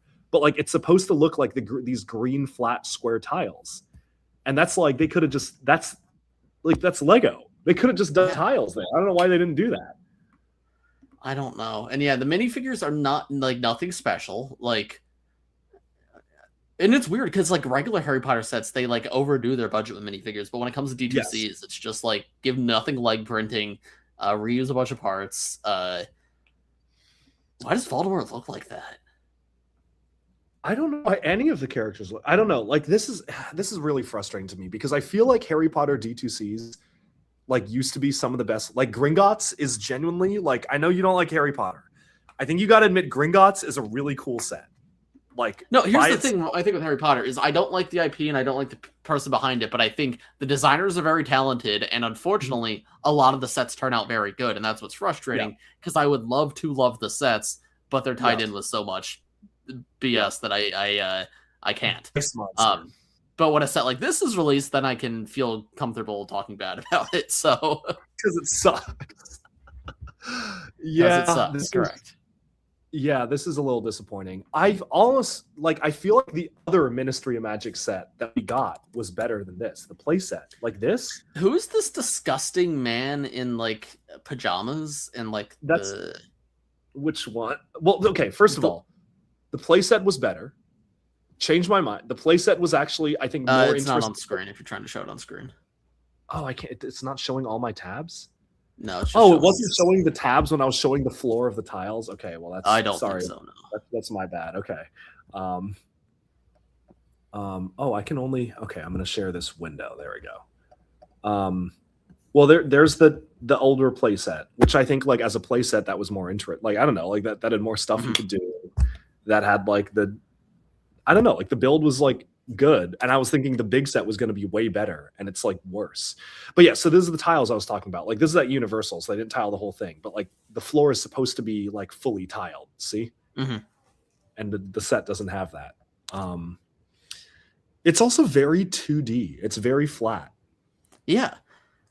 Well, I'm like this is a critique I have a lot of icons and big D2C sets these days, but like 10 years ago, when you bought a set of this price, it felt like you were getting the definitive experience. This was everything the set could possibly include. And now it's like, you spend $450 and it's like, well, the minifigures kind of suck and the build like is missing a lot, but it's okay. And like, I cannot, it's like when the sail barge didn't come with the desert skiff on the side. Like, yes, when you're paying this much money, you should get everything. There's no reason why you shouldn't get everything. The studs really throw me off. The studs are the worst part of the set. Well, that's like the Death Star in 2008. That's how they did the floors of that set. And that set was $1,000 Death Star has an awesome floor. I'll say that. Yeah. Like they put a lot of detail into the floor. Say what you will about that set, but it's way better than this. Yeah, this is. Yeah. So who's the man in pajamas? The blue man with the hat? Oh, that's Dude, guess what his name is? Guess what one of the only African-American characters in Harry Potter's name is? No, not Kingsley Shacklebolt. I know Kingsley Shacklebolt. You know Kingsley Shacklebolt. Okay. The one in the top right in pajamas. Oh, that one. Who is that? What is that minifigure? It's an awesome minifigure. Features. What? Okay. I don't like how Lego.com, by the way, got really bad like the past month. I don't know why. Why is Features advertising other Lego sets and a blurry PNG of Back to Hogwarts to me? Like, why is that the first thing I see under Feature? Okay. What are the minifigures? It doesn't even name all the minifigures. Dude, Lego.com sucks now. Not a single person in the chat has named it either, which is concerning because normally chat is like on top of this. Yeah, chat. Anyone know who the person in pajamas is? I don't think no one in chat has know. Okay, here, we're going to find out. Brickset, come on. Brickset with 14 minifigures. Brickset, name the minifigures. Sean, didn't you get a press release for this in LAN? You could find this out. They don't. I could check. Because Brickset won't have the minifig info until the set comes out. How is it no one in chat knows? It's so funny. Nobody in chat knows. How is Okay, that possible that nobody knows? There's how many people? 115 people. 115 people, and nobody knows. Nobody knows who this is supposed to be. Lego Harry Potter Ministry of Magic Collector's Edition. Minifigure. The woman who testifies at the trial. Oh, wait, we got a name. Antonin Delohov. Who? What? Or Ms. Fig. We have Ms. Fig. No, okay. Wait, the all new Arabella Fig. Okay, it is Ms. Fig. All right, shout out the person who sent Ms. Fig in the chat. Oh, wasn't this the one that was secretly the snake? Or am I going crazy? No, was that a different weird old lady? No. This was the one in Minister. Okay, no, I remember who this is now. She was the one who was in the neighborhood and she was looking over him and she was like, "You shouldn't have used magic." And then wait, the hairpiece they chose for her is really funny with this context. Yes. Well, I don't know what well, they should have used the Tina hairpiece. Oh, but that really doesn't exist anymore. Yeah, and God forbid they spend some of their budget to bring it back. Yeah, that figure looks really bad. That is really bad. They made a new face print too, and it still looks really bad. And a new torso print. They had the budget for a new face and torso. It's the hair that just kills it, I think. Yeah. That's really funny to me, actually. That likeness. Yeah, man. That's one of the likenesses of all time. Who's the top left as well? He looks pretty bad. This was one of the Death Eaters, I think. He's one of the bad guys, right? I don't know his name. Maybe. Antonin Dolohov. That sounds. Okay. Oh, okay. I love how when you look up his name, the fifth image is from like the Lego Harry Potter video game. That's how much of a nothing character this guy is. I mean, that's actually not bad. The lack of leg print on a figure with a cloak looks really bad, I think. Yes. They could have just given him this leg print. Yeah. I feel like that could have continued down. That would have looked fine. Lucius Malfoy using Robert Pattinson head is also really weird. That's not Robert Pattinson. That's the... Oh, did Robert Pattinson use that? That's the Dune head. That's the Timothée Chalamet head. Oh, Timothée Chalamet. I'm getting the Twinks mixed up. Okay. No, you're right. That's Timothée Chalamet. Yeah. Still, that looks very weird. That might be Bolson. Shout out Bolson. The most real Ninjago character ever. That definitely is a real character. He's the character everyone wants to bring back. Mm-hmm. The character everyone was asking for. Bolson. His story could finally be told. It was finally told in Kai's Monstrous Journey. I wouldn't know. I didn't watch it. You didn't watch Kai's Monstrous Journey? No, That's I did really not. Disappointing, breaks my mind. I think we found the real Ninjago LARPer here, guys. Did you watch? Did you listen to every single Wildfire audio note on the Lego? I did actually. I did do that because Wildfire is awesome. Just Bolson is. Did you actually? Because I did. Yes, I did. I did. No, I fully engaged with the Wildfire. That story was really good. I really liked the Wildfire voice notes. The Wildfire voice notes. Kexka Metal Wing set when? That's what I want to know. That might be coming next year. We don't know. Okay, what other has there been any other official reveals that we can there was other stuff this week. I mean brick set's probably where to look to actually know. You can find the perfect set. Look at all four featured sets. Popular in One Piece. Featured Popular in One Piece. Popular is just Pokemon Smart Play and then One Piece. That's very funny. Featured Popular in One Piece. No other categories. Dude, Lego.com is so washed. This is so bleak, man. New sets for kids. And it's $100, like, what is that, like $200? Yes. Adults welcome. Lego.com. Lego.com used to be so much fun. I remember spending so much time here as a kid. Okay, let's see brick set. What else was announced? I think Ministry of Magic was the big one. The Stud City Lego set was. Oh, is that new method for picking up bricks by mind? Yes, actually, I like that torso print a lot. Yeah, that is a cool torso print. And is that a new color for that hairpiece too? Um,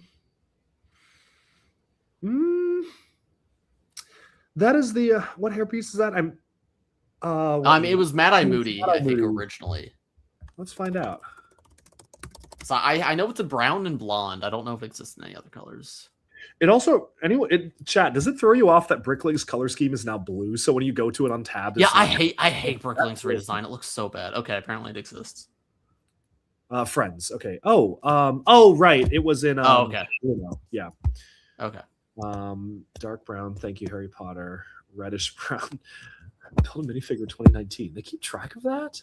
Yes.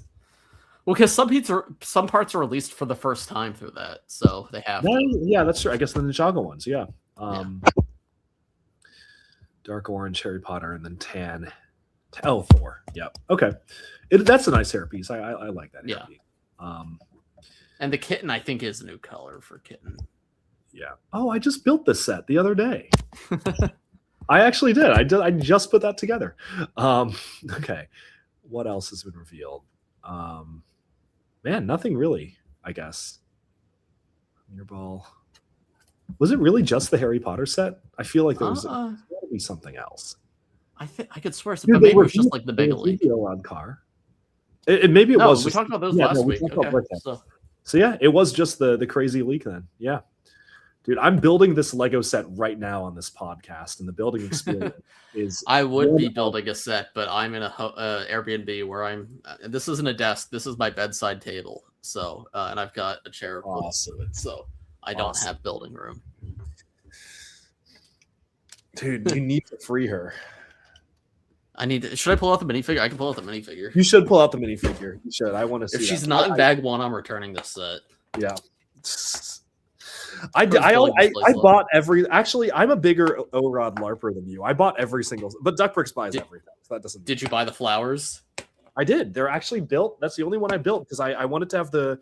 There's like my real estate agent is coming to do a video of my apartment like next week. So I wanted to have all the Lego botanicals covering it because I thought it'd be really funny for like on my real estate agent's video like that she does in my apartment. There's just Lego botanicals like everywhere. So I built every new set. That's awesome. Botanicals. So is there anything else we have? Oh, can we address the controversy? Which one this time?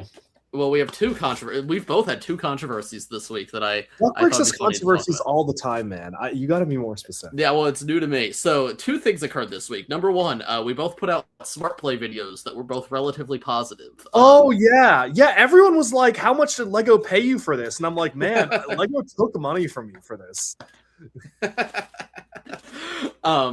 For me, obviously, of course, I am in the Lego Bastard Network. And listen, I understand that comes with biases, and I get that not everyone wants to hear the opinion of someone who's in the program, and I think that's fair.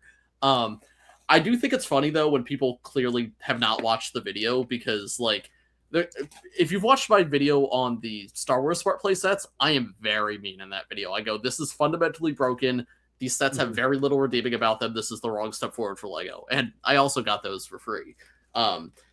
And then Pokemon, I was like, yeah, this fixes a lot of my issues. There's still some remaining issues, but overall, I like these a lot more. But then I have comments being like, wow, another paid opinion. Not going to listen to this.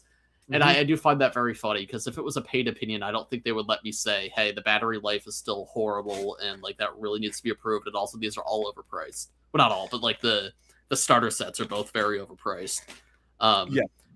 And I find it fun. Listen, it's the trade-off of having the ability to receive things early, which I'm grateful for. So I get that people are going to behave like that, but I just found it funny that there was a quite an influx of comments like that. It's very clear when people have watched the video versus when they haven't, and they just saw the thumbnail. Which, to be fair, I clickbaited a little bit. I knew what the comments would be, but I wanted to put I kind of love the new Pokemon Smart Play sets. I think that's the title of the video. Well, the thing is, I also agree with you. I think they're actually pretty good. Like, yeah, I really like them. I was also very positive on them. And then I think like it was really funny because I got a lot of comments in of people who didn't realize that I'm not in LAN anymore. So everyone's like, "Oh, he's only saying that because he got all the sets for free." And I was like, "I did not. I wish I got all the sets for free. I did not. So That is Another thing very that I don't think I touched on enough in my video, which I probably should have, is I do acknowledge the sets aren't for everyone. Like, it is a very specific style of sets that I think is great for kids, and it is great for my taste, but I totally understand a lot of collectors will not be into that. And I probably should have made that clearer, but like my thesis of that video was not everyone needs to buy these. It was, hey, I personally think these are really awesome. Yeah, I think the small sets are actually really good. The $20 sets with 2 Pokemon are really, really good. I really like those sets. I think those are absolutely fantastic builds. Like small sets for kids to play with, and they don't break the bank. And it's like in a dearth. Maybe it's just because like we are in such a dearth of like like really like fun sets for kids. I feel like it's just it was like, oh, this is revolutionary. Like, this is fantastic, you know? And there's more than one as well, which is crazy. Dude, we don't have more than one small set in any theme anymore. Yeah. I agree. So it was great. Like, we had $20 sets, we had $30 sets, we had like $35 set. Like, yeah, I thought it was really nice, like, for Pokemon to do. That was actually very unexpected. So I was happy with that. But yeah, no, I also got a lot of comments of people thinking I was just paid to do it, which is really funny because there's also a section unlike of Bricks by Mind. I wasn't, we don't get paid. I wasn't paid. I received them for free, which does have value to it, but there was no money beyond the products themselves, because if there was, the day I start getting paid, I will make that clear, and suddenly all my reviews will be a lot more positive. Which, by the way, Lego, if you ever want to do that, I will sell it. If you want to pay me for reviews, I will do that. I will happily do that. I will disclose it. I'm not going to lie to my audience, but I'll do paid reviews if you want me to. But hasn't happened yet, and until then, I'm saying it like it is. So, but if you ever want to pay me, Lego, feel free. I'm not going to say no to getting paid. Is the torso on a low rod already cracked? Yo, chill. I can't even find what bag she's in, Mag. She's not in bag 1, so I'm going through the instructions to try to figure out what bag she's in. She's not in bag 1? 3. No. Oh, that's bag weird. I feel like she would be last bag, if not bag 1. No, bag 3, apparently. A little something to reward you after the building experience.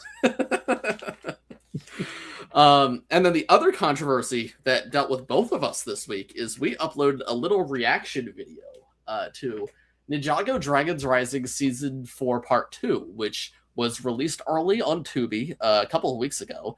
I don't think that was a real controversy. I think one guy was angry, and I got a few comments and I had a few quotes. One guy was going a little above and beyond, but I actually had quite a few people being very upset with me about it, which kind of came as a shock to me. I knew not everyone was going to watch that video. Don't get me wrong. I knew that not everyone watched some people are waiting for the official release date, and I think that if you want to do that, that is well within your right. I'm not saying anyone has to watch it, but that's why we didn't put spoilers in the thumbnails, and we didn't that's a bit. We did put spoilers in the thumbnails or titles, and we made that clear at the beginning. Hey, this video has spoilers in it, and I thought that would be fine, but people apparently a couple people had a big issue with us uploading that, which it surprised me, because like we were talking about earlier on the stream, this has happened with every Ninjago installment ever.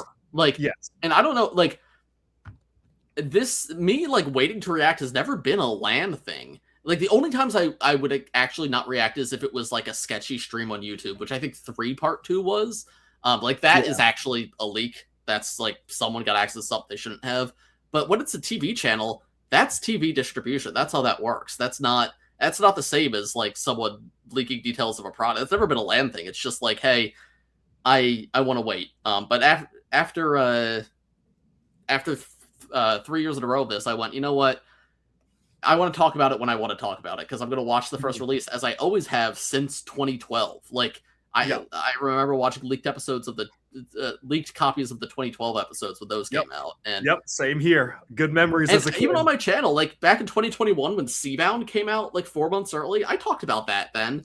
And sure, I didn't post a reaction video, but that's just because we only started doing the reaction videos now. So I was like, I don't know. This is just how Ninjago's always been. I was surprised to see people. And I guess the idea of release dates is new to Ninjago, because I think Crystallized was the first ever season that was given a release date before we reached that release date. So maybe that's part of it, is people know when it's supposed to be. But I don't know. It's if the TV channel airs it, I think it's fair to react to. And it's not a leak. It is not a leak. It is an accidental release. There is a big difference between a leak and an accidental release. Well, and the other thing is, accidental release happened like 3 years in a row. I don't care anymore. Like Lego. The other thing is I don't have a source for this because this was a conversation that happened long ago. But I remember back in like Seabound Crystallized days, someone asked Tommy on Twitter, like, "Hey, like why do these things keep getting leaked early?" And he explained, like, this is like it's up to the TV channels to determine when they publish this. We give them a suggested date, but they don't always follow that because Kids TV gets published when the publisher decides to put it out. And listen, I think Lego needs to crack down on that and get better about avoiding this. But at the end of the day, if an actual TV channel releases it, like Tubi, like Peacock, then I'm going to watch it. Like, I didn't go through some sketchy method to get this. This was on a public platform that Lego had a deal with.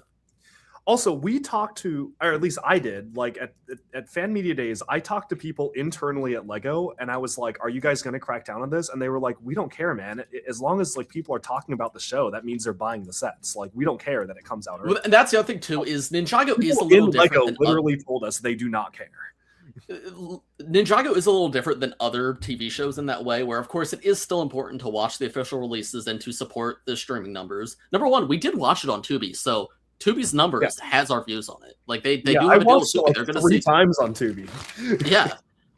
So that number one, we did contribute to the streaming numbers. Number two, Ninjago streaming numbers are still important, but less important because the sets drive a lot of the TV show. So the TV show will continue as long as the sets are selling.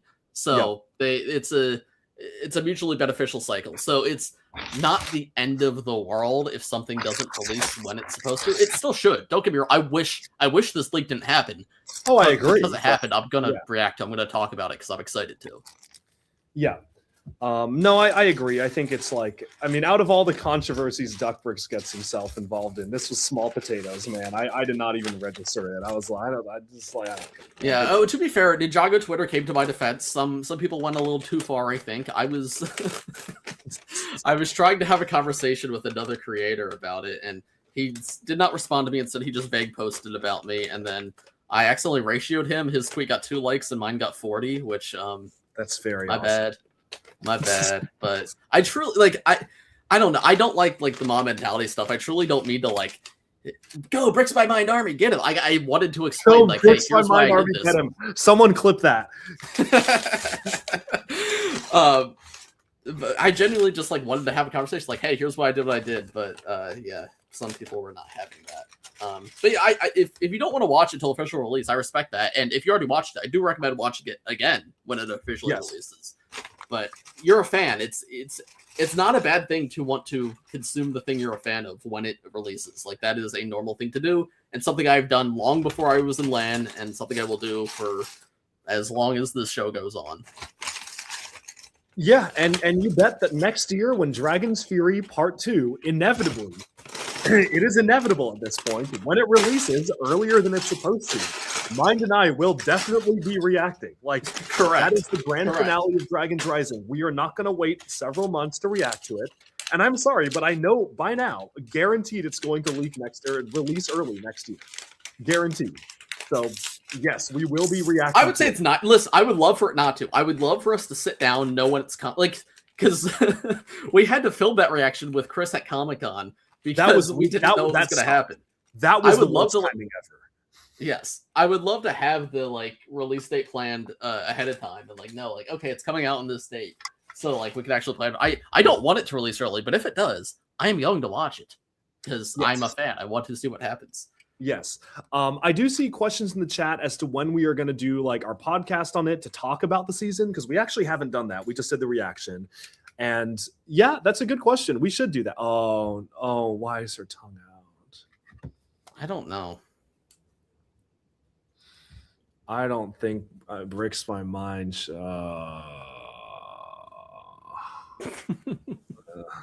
that's one of the minifigs of all time. But yeah, someone asked when we are going to talk about the thing, and we will figure that out. I don't know. It depends on both of our schedules, because I'd like to do that soonish. I think that'd be fun to do soon. Yeah, so I'd be down. We'll figure it out. like 2 weeks before I travel again. So Okay, so we have some time. I am very very cooked, as you know, for the next one. yes, But like I'll have time to record that. That's fine. yeah, Part of me being cooked is you coming over to my house to film every Lego Ninjago set ever. yes. Part one, every Ninjago set Part ever. one. Part one, because Part one. we've talked about this. We realized that if we film every Ninjago set ever and we're going to release them weekly, by the time we finish, next year's sets will be out, so we won't have done every set ever. So we're doing everything up to a point and then filming the rest next year. Yes, yes.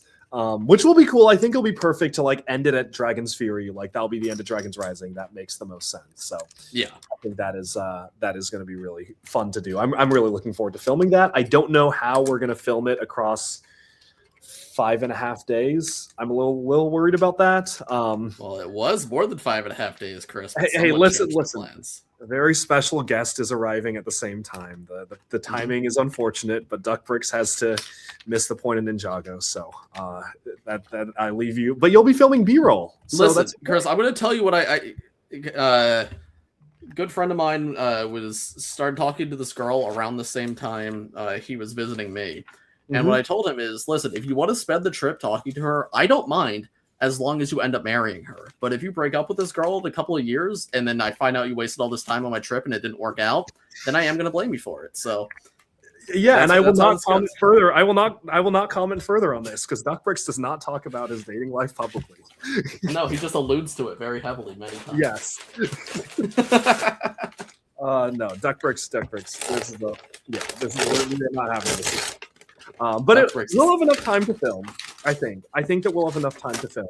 I'm very excited to be able to film the videos, and I think that we'll be able to get almost everything done. I don't know. B-roll wise, we have a plan to be able to address that. So I think we can get it done. Yeah, as long as we can lock in. Yeah, I do think it's important that we sleep during this trip because last time we did not, and I don't want to be cooked for these videos. Yeah, that's true. I agree. I think that is important. I think that we'll be able to get like what 4 hours each of sleep each night, and probably. So I meant like 8. That's a normal amount of sleep. Well, that I don't know about. But we'll see. Duck Bricks. Okay.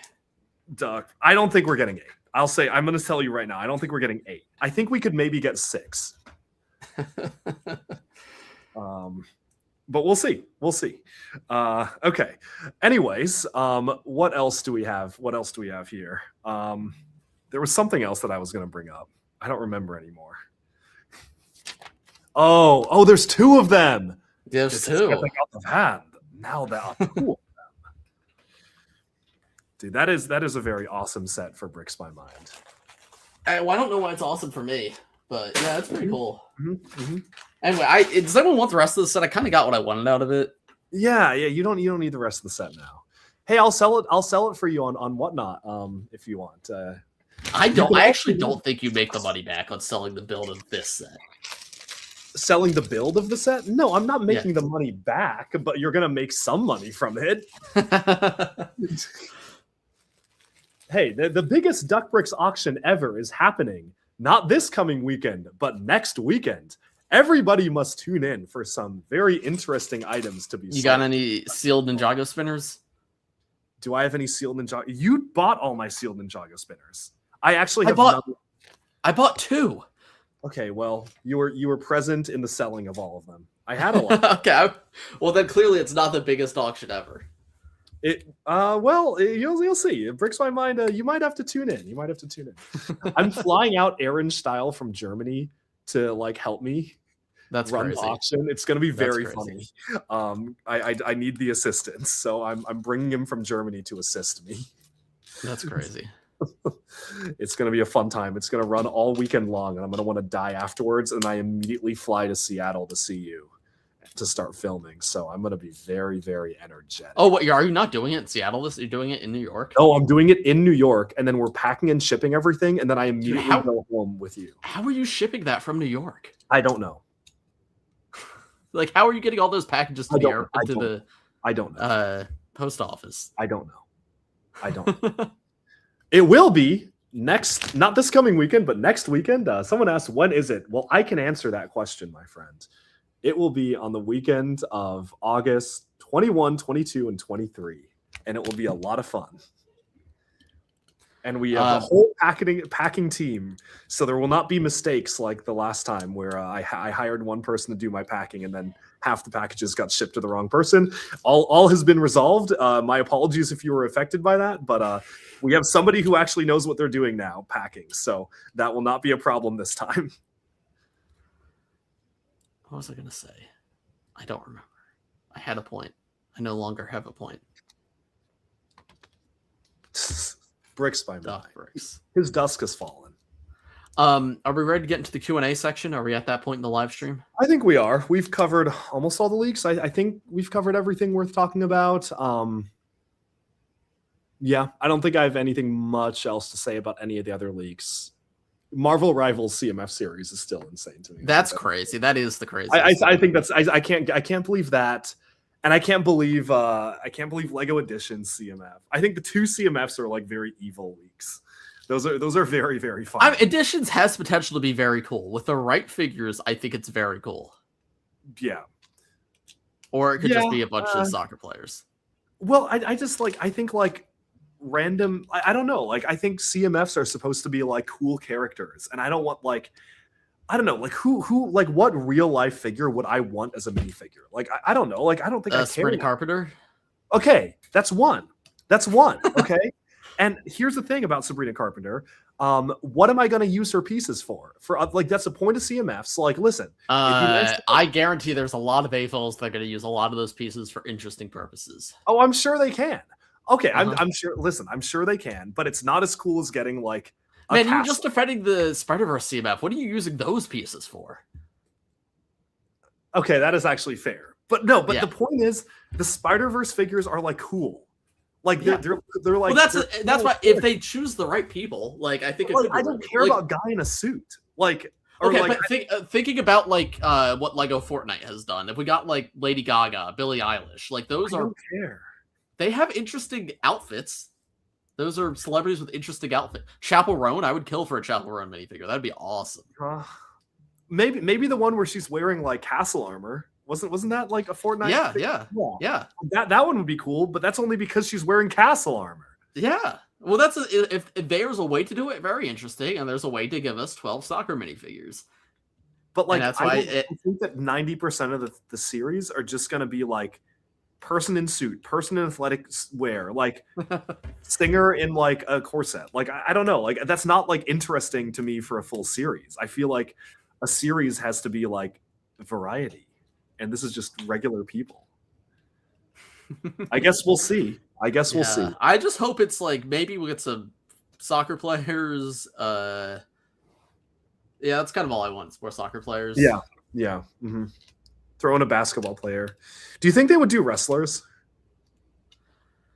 I don't know. Maybe. I mean, okay. The Rock minifigure would be very funny. I think that would, John Cena would be fun. John Cena minifigure and the Rock minifigure would maybe that would redeem the series for me. Just because they have to be recognizable enough that you can tell who they are, right? Because they don't have the IP to make it clear who they are. So it can't just be guy in a suit. There has to be a bit more to them. Yeah, but I don't know. I just real people, I don't know who they would. I just don't know. I don't know who they would do. Well, I guess we'll see. Well, at least the soccer players have their names on their backs, so you can tell who they are. And then that way you can't use their pieces for anything else. Lego Edition. Oh, that I didn't prepare. Maybe we talk about this next week because I don't have it prepared. But a friend of mine on Instagram made this post on his story the other day that I actually found really interesting. Oh, the lower printing. Oh, that we can talk about that. There's that, but there's also and it kind of ties in with Zinnia. Lego's been doing this really weird thing where they're getting a lot of skin tones wrong. And this has been a problem in the past with whitewashing, where Lego has just made characters who are not white. Yeah. But now it's going both directions, where there's characters who are clearly white who are not Light Nougat, and there's characters who clearly are not white who are still. I remember that recently. Like someone was Yeah. Nougat, and they were like the whitest person ever in some movie. And Well, so the first one, the clearest one was the Emma Myers character in the Minecraft movie. Yes, that's the one it was. Yes. And she is the whitest girl I have ever seen in my life. Like she is pale, and they made her like the Olivia Rodrigo skin tone. Yeah, and it's not like that was like an early movie thing. Like they knew what she was going to look like. And it wasn't like they just reused a face print. Like that was a new face print that looks like her. The face print actually looks like her. Yeah. But the skin tone's just entirely wrong. And then I saw some of the new Addictions figures. They even did it to Lord Roz because he was supposed to have pink stripes in that one wave instead of red stripes. That's true. I don't know which one because I don't know any of the Editions figures, but I think one of the race car drivers has like he's a white guy who has a darker skin tone, and then Zinnia from the Rayquaza set should be darker and she's white instead. Yep. And I just here and someone's at the door. I'm gonna keep running, but entertain the audience. Okay. Yeah. Hi, audience. Hi. And I don't know. I find it odd because like Lego's clearly had a push towards diversity, which is a good thing, but it's just so strange to have this push and simultaneously not get it right. Because like, why is Zinnia wrong? You could have just made her correct. That would have been a more diverse figure. But it's bizarre to me. But I saw a post like compiled a bunch of minifigures, so this has happened too. So maybe we'll show that next week because I think it is an interesting conversation. Anyway, can we get some hashtag Z's in the chat? Also, we're on the Duckbricks channel, so unsubscribe from this channel. There should be a button down below to unsubscribe, and make sure to go subscribe to Bricks by Mind. And the guy delivering my pizza was like, "You didn't answer the door, so I took it back." And I was like, "You could have left it in front of my door, man." I heard the doorbell. I was going to get it. I took it back to the restaurant because you didn't answer. Dude, it's a Domino's pizza. Leave it outside my door. Bro, I'm cooked. I'm so hungry. I can't believe this. That's so funny. Why would they take it back? It almost seems more inconvenient than anything. Right? I guess because if it was stolen, then you could report it and then be like, I never got it. My apartment has like multiple security guards. You have to get badged up to my floor. You've been here. Yeah, I know. I'm the only person on this floor. The entire floor is mine. What is he doing? Oh, I got cooked. I hope. Okay, well, I'm going to order another one. I'm so hungry. I'm so hungry. We need to watch more Lego Galador together. One of these streams, I bet we won't even get copyright struck by just playing an entire episode of Galador. We could test it on like a dummy channel, see if it happens, and then base it on that. Yeah, I think we should watch a Lego Galador. Just an out of context, completely out of context Lego Galador episode. Dude, they took back your pizza. That's crazy. They literally. I'm so hungry. That is good. We did get a smart Galador set. That is the Keck Powerizer was like the first smart brick ever. The Keck Powerizer. Do you know what the Keck Powerizer is? Yeah, it's like the pod, right? No. The Keck Powerizer was the first Lego smart brick ever. There's a great Duckbricks video on it actually that you should watch. You should make it that there's a YouTube short idea. Call it the original smart brick and make the video about this. That is actually a very good idea, Bricks by Mind. Thank you, Bricks by Mind. That is a wonderful, wonderful, wonderful idea. Mine is a Galador LARPer. I only know I'm So Thirsty and Allegra. I do have an Allegra figure who sits on top of my Dark Falcon. Which you got when we were traveling. Yeah. I think it's so awesome to only own Allegra. It's also that her name is Allegra, and it's also that she has no powers. Yeah. This is Every dimension needs a new way to communicate. The all-new Keck Powerizer. Bring the Galador experience to life. It's no use. Oh wait, no, this one can actually talk. So guys, I don't think this is doing anything. My trap. So this works better than the smart brick. This is better than smart. So you can play video games on it on the screen on the back by using the arms. And then look at that! Also, like that kid looks really happy. And it interfaces Dude, this is an awesome commercial. It interfaces with the TV show, so it would listen to things happening in the TV show and react accordingly. What? That's so awesome. Prepare for Nexoscan before it happened, and then it also interfaced with the DS game. So you could plug it into that, and you could decode things on Lego.com with it. So Lego.com would play a specific sound it would recognize, and it would listen to the sound when you played a mini game on Lego.com. And if you got two, you could make them fight. Like so, as you can see, very engaging combat. But see, that's the thing. This is objectively better than the Smart Brick, right? Like this is cool. At least Star Wars Smart Brick. At least Star Wars Smart Brick. Like, look, it interfaces with every piece of multimedia thing they were doing. No, that's actually kind of cool. Like, yeah, like I'm impressed by that technology. Now, how much did this cost? A lot of money when it came out. Although, like, was it really that much? Okay, no, it was $60. Okay, yeah. So Which, with like, inflation, the Smart Brick is cheaper. In 2002. So yes, the Smart Brick is cheaper, but this is also like objectively better than the Smart. Like, yes, it does way more. It does a lot more. I think it's actually quite impressive. I think. Why was there a photo of Lord Norman on there?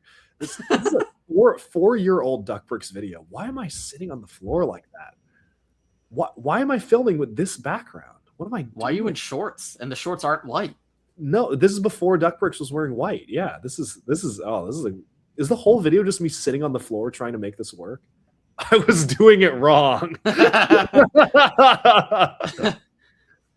Dude, this might be the best Duck Bricks video. Dude, my kek is getting powerized right now. I think your kek is getting power. We should do a review of this. This is what we should spend our valuable time filming when you're at my house. Listen, if we finish all 36 videos in time, maybe we could do a kek powerizer video. Kek powerizer collab post video. Yep. And we have to get the DS game. We have to get Galador.com on like the Internet Archive Wayback Machine working to make Kek powerizer work. This doesn't work.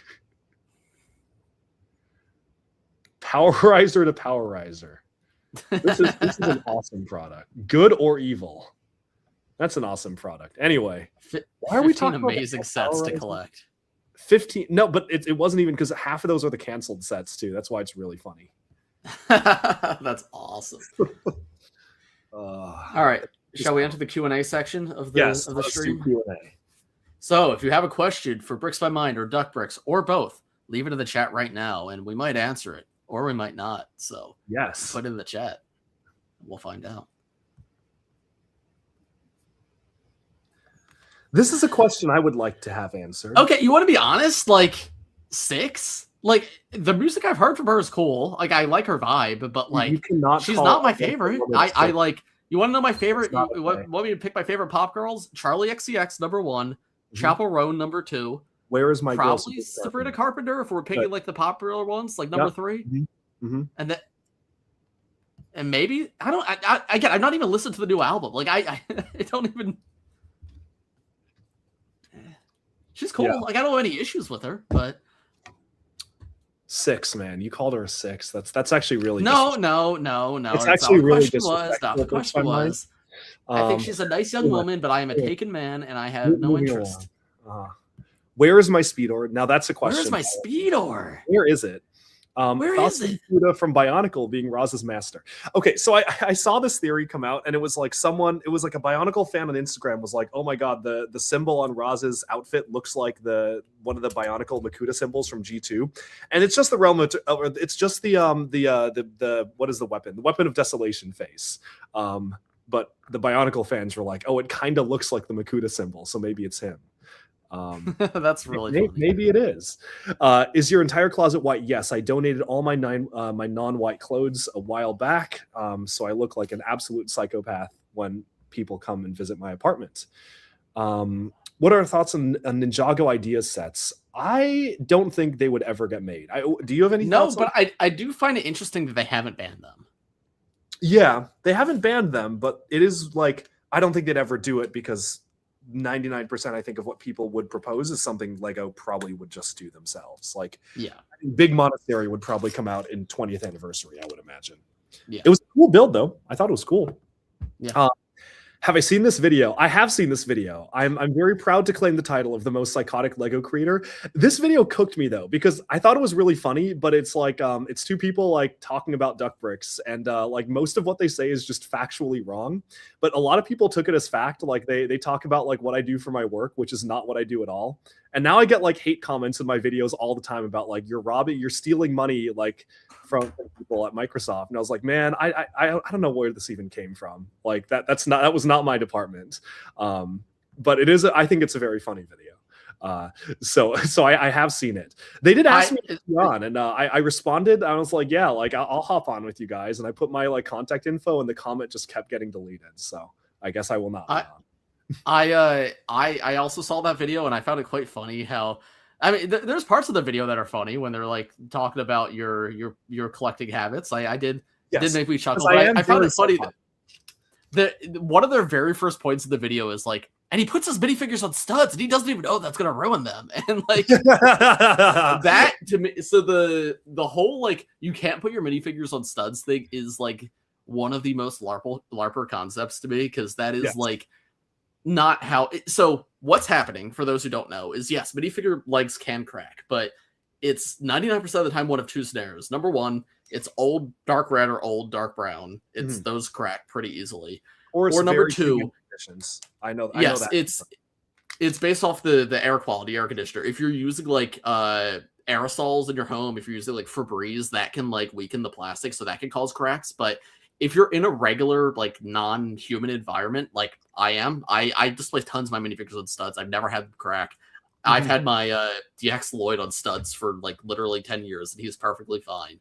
So your entire collection's on studs. I don't think it's wrong if you choose not to display them that way, but like I think acting like it's a necessity is very anti like enjoyment of the product. And that's the one thing for everything your collection is, the thing I love about the way you collect is you're not like, don't touch it, it has to be pristine and perfect. I open and throw around everything is a copy. Like I love that you see Lego as a toy and not as this pristine collectible, because I think treating it, and even I like, there are certain figures in my collection I don't want anyone touching, but like that mentality I think is what the community needs, and less of the this is cool because it's $1,000, and more this is cool and it happens to be $1,000, right? Yeah. Like, well, I think the thing for me is like, I don't think there's a single piece of Lego in my collection I would not like. I would care about someone picking up and playing with. Like, I think like you could take the most expensive thing I have in my collection and play with it. I would not care. Like that's what it's for. Like the point is like, I would only care if I was planning on selling it. Right. But like, I'm not planning on reselling it. His dusk has fallen. Bricks on Mind, your dusk fell. Oh, hello, Bricks on Mind. You're back. hello. But yeah, like I'm not planning on selling anything in my collection that I only own one copy of. So it's like I don't care. Like let's play with it. Like it's whatever. Like you can throw around my Andrew Garfield Spider-Man minifigure because I'm never getting rid of that. So I am all for playing with sets. Okay. What is your favorite original theme besides Ninjago? I mean, mine's Bionicle, but I want to hear what yours is. Either Power Miners or Space Police 3. Those are like the two I grew up with before Ninjago, and I do have a deep love for both of them. I think I like Power Miners a little bit more, but they're both very, very cool. Yeah, Power Miners is up there. Space is probably the other one for me. I was such a space kid growing up, like Blacktron 1 specifically. I inherited a lot of Blacktron 1 sets when I was a kid, and that was like the coolest thing ever to me. So that's why when they made the new Renegade, I was like, that was like one of my favorite sets of 2 years ago. I think that was 2024. Do we think they'll bring back Legacy in 2027? Because if Pythor's not in the set next year, his head will retire. Good. I want them to make a new Pythor if they ever bring him back. I think that head is horrifically outdated. But I don't know. I don't think that they would come out with Legacy next year, because it probably, like, I know Legacy was so popular this year, but it probably was too like late for Lego to do any more. Yeah, it's a timeline thing. I could see maybe one set second half year. But like I think there's a real chance it comes back 2028 instead of 2031, which would be the 20th anniversary. But I don't know. I also think the X1 might have significantly underperformed, because of course it would. It's $90 and it's the X1. And if that's the case, I could see them going, Legacy was a fluke. You know what? Let's wait. Yeah. So who knows? I agree. Yeah. I guess we'll see. We'll see. The X1 Ninja Charger. Okay, what is sorry, I lost. I accidentally hit new comments and I just completely lost all my scroll. There was a comment asking me if I play Pokemon VGC, and I don't have the ability to highlight comments for some reason. I don't know if I'm on the wrong account or you're probably just logged in on the wrong account then. Regardless, yes, I do. I've been to quite a few tournaments, and I've not played enough champions. I played a lot of the first season. I've not played much of the second season, but yes, I enjoy competitive Pokemon quite a bit. Nice. When will I get the Magic of Play Magisto Woo? I just did. I got very lucky. Someone sold me the set on Instagram. I honestly, it was the shadiest thing ever. Like I got a DM and they're like, "Hey, I have this like weird Lego set. Do you want to buy it?" And I was like, "There's no shot. Like, how do you like come across that?" But yeah, it was legit. I asked them to send me a video of the set, and they did. So yeah, I bought it, and Aaron is bringing it over for me next week. So I will have it in hand next week, which I'm very excited for, and we can do a video on it together. Yes. Okay, what else? What else do we have here? Are you feeling smart right now? I'm always feeling. I'm so smart right now. I am so smart. Do you think Galador deserved a second season? I didn't like the cliffhanger it left. We have found the only other person in the world who's watched the Galador show other than me. I mean, here's the thing. Like, I think the cast was actually really passionate. And I think the creature work they did for that show, like the live action creature work, was actually really, really impressive for like a Lego show in 2002. Like the aliens, like Euripides saying "I'm so thirsty," like that was a pretty like serious amount of prosthetics and like work that went into making those characters. I think it was fun. Obviously the theme failed, so that's why it never was continued. But at least we get I think it's Realm Defender in Lego Minecraft, and that's Nick Bluetooth Lego Minecraft, so he still lives on today. Do we think there's a chance Lego Sonic survives? Probably not. We talked about this last podcast. Yeah. And I'm not super surprised. I think it survives through D2Cs, and then I think maybe a couple years from now it comes back for... I mean, they're making a fourth movie. I think we could get movie sets. I think that's a real possibility. We never did before, but I guess we could. Yeah, and we did talk about it. But when the theme doesn't exist, I think movie is a good excuse to bring it back. Right. That makes sense. That's what we've seen a lot of stuff. Why am I getting called into a work call? Sean, I'm going to let you entertain everyone first. Hi everyone. Welcome to the stream. It's just me now. I can't highlight comments, so I apologize. I can't put you guys on screen. I saw someone. What Pokemon do you think we will never get a Lego set of? I have an unfortunate answer to this, and it's a Pokemon I really like. Elekid. For those who don't know, Elekid merch is not allowed to exist because he has a plug on the top of his head, and anything that's made for kids, there's a fear kids will try to plug it into the wall and then electrocute themselves. One of the Jazzwares, like Pokemon toy people had explained that once. So he does have a sitting cutie, so I guess plushes are fine. But yeah, I know Elekid's a tough one to make. So that is like the actual answer is we will never get Elekid, which is a shame because I really like him. But there's also, I'm sure, a bunch of like really niche middle evolutions that will never happen. My personal favorite Pokemon is Gastrodon. So I would love a Lego Gastrodon, but I think that's pretty low on the totem pole of Pokemon they're going to create. How's your day, Mind? It's going pretty good. I've been working most of today. I'm on vacation, but I'm also always on vacation this year, so I don't get to be away from work and I'm on vacation. So I've been in an Airbnb, just hanging out. I uploaded my SpongeBob short today. That was pretty cool. I built that set on vacation because it arrived the day my plane was supposed to leave. So I brought it in the bag, built it here, and recorded my short. That's why it's not in my Lightbox. Instead, it's on a random desk. Unsub to DuckBricks. Yes. Unsubscribe from DuckBricks and go to the Bricks by Mind channel and subscribe. Bricks by Mind, when will you get the Magisto Woo? I don't know. I still need that. I need the Energy Ryu, and both are... I actually don't know which one's harder for me, because Energy Ryu, I can find one. It's just going to be expensive. Like, they were selling for $2,000 a couple years ago. I think it's going to be more now, and I've not seen one pop up in a while, so that one's just going to be expensive. Magisto Woo, unironically for me specifically, feels a little more possible because I'm in Denmark once a year, and like I speak to designers. So, and it's designers who have that, so I don't think it's impossible. I find a connection one day to get me it, and when I do, I think if I do get it through a designer, they're not allowed to sell it. They have to trade, so maybe, possibly, but I also have to find that connection somehow, and it's been now 2 years, and that connection does not made itself clear to me, so I don't know. I hope to get them both one day. I don't know if I will ever get either. A Porygon is also not getting a set. They've loosened up on the Porygon merch rules. Like, Porygon has gotten cards recently. Duckbricks is sending me pictures while he's not on call of a... Well, I don't know if that's a leak or not. I can't. It looks like official pictures, but I'm not going to mention what it is in case it's a leak. He'll probably mention when he comes back. Huh, interesting. Duck's Dusk has fallen. True. Sinistra Lego? That would be an interesting choice. Bricksmine, you got to tell Lego to add more DC sets. I think the designers are telling Lego that, and Lego don't care. What are your favorite Pokemon to use in Champions? I was running... This was Series 1, so I've not tried much of, like, Mega Staraptor and whatnot yet. But I was running a Mega Frostlass team. I tried Perish Trap for a little bit, but it's a lot. It's a lot of work. So I like Mega Frostlass a lot. I hate Charizard, but everyone hates Charizard right now.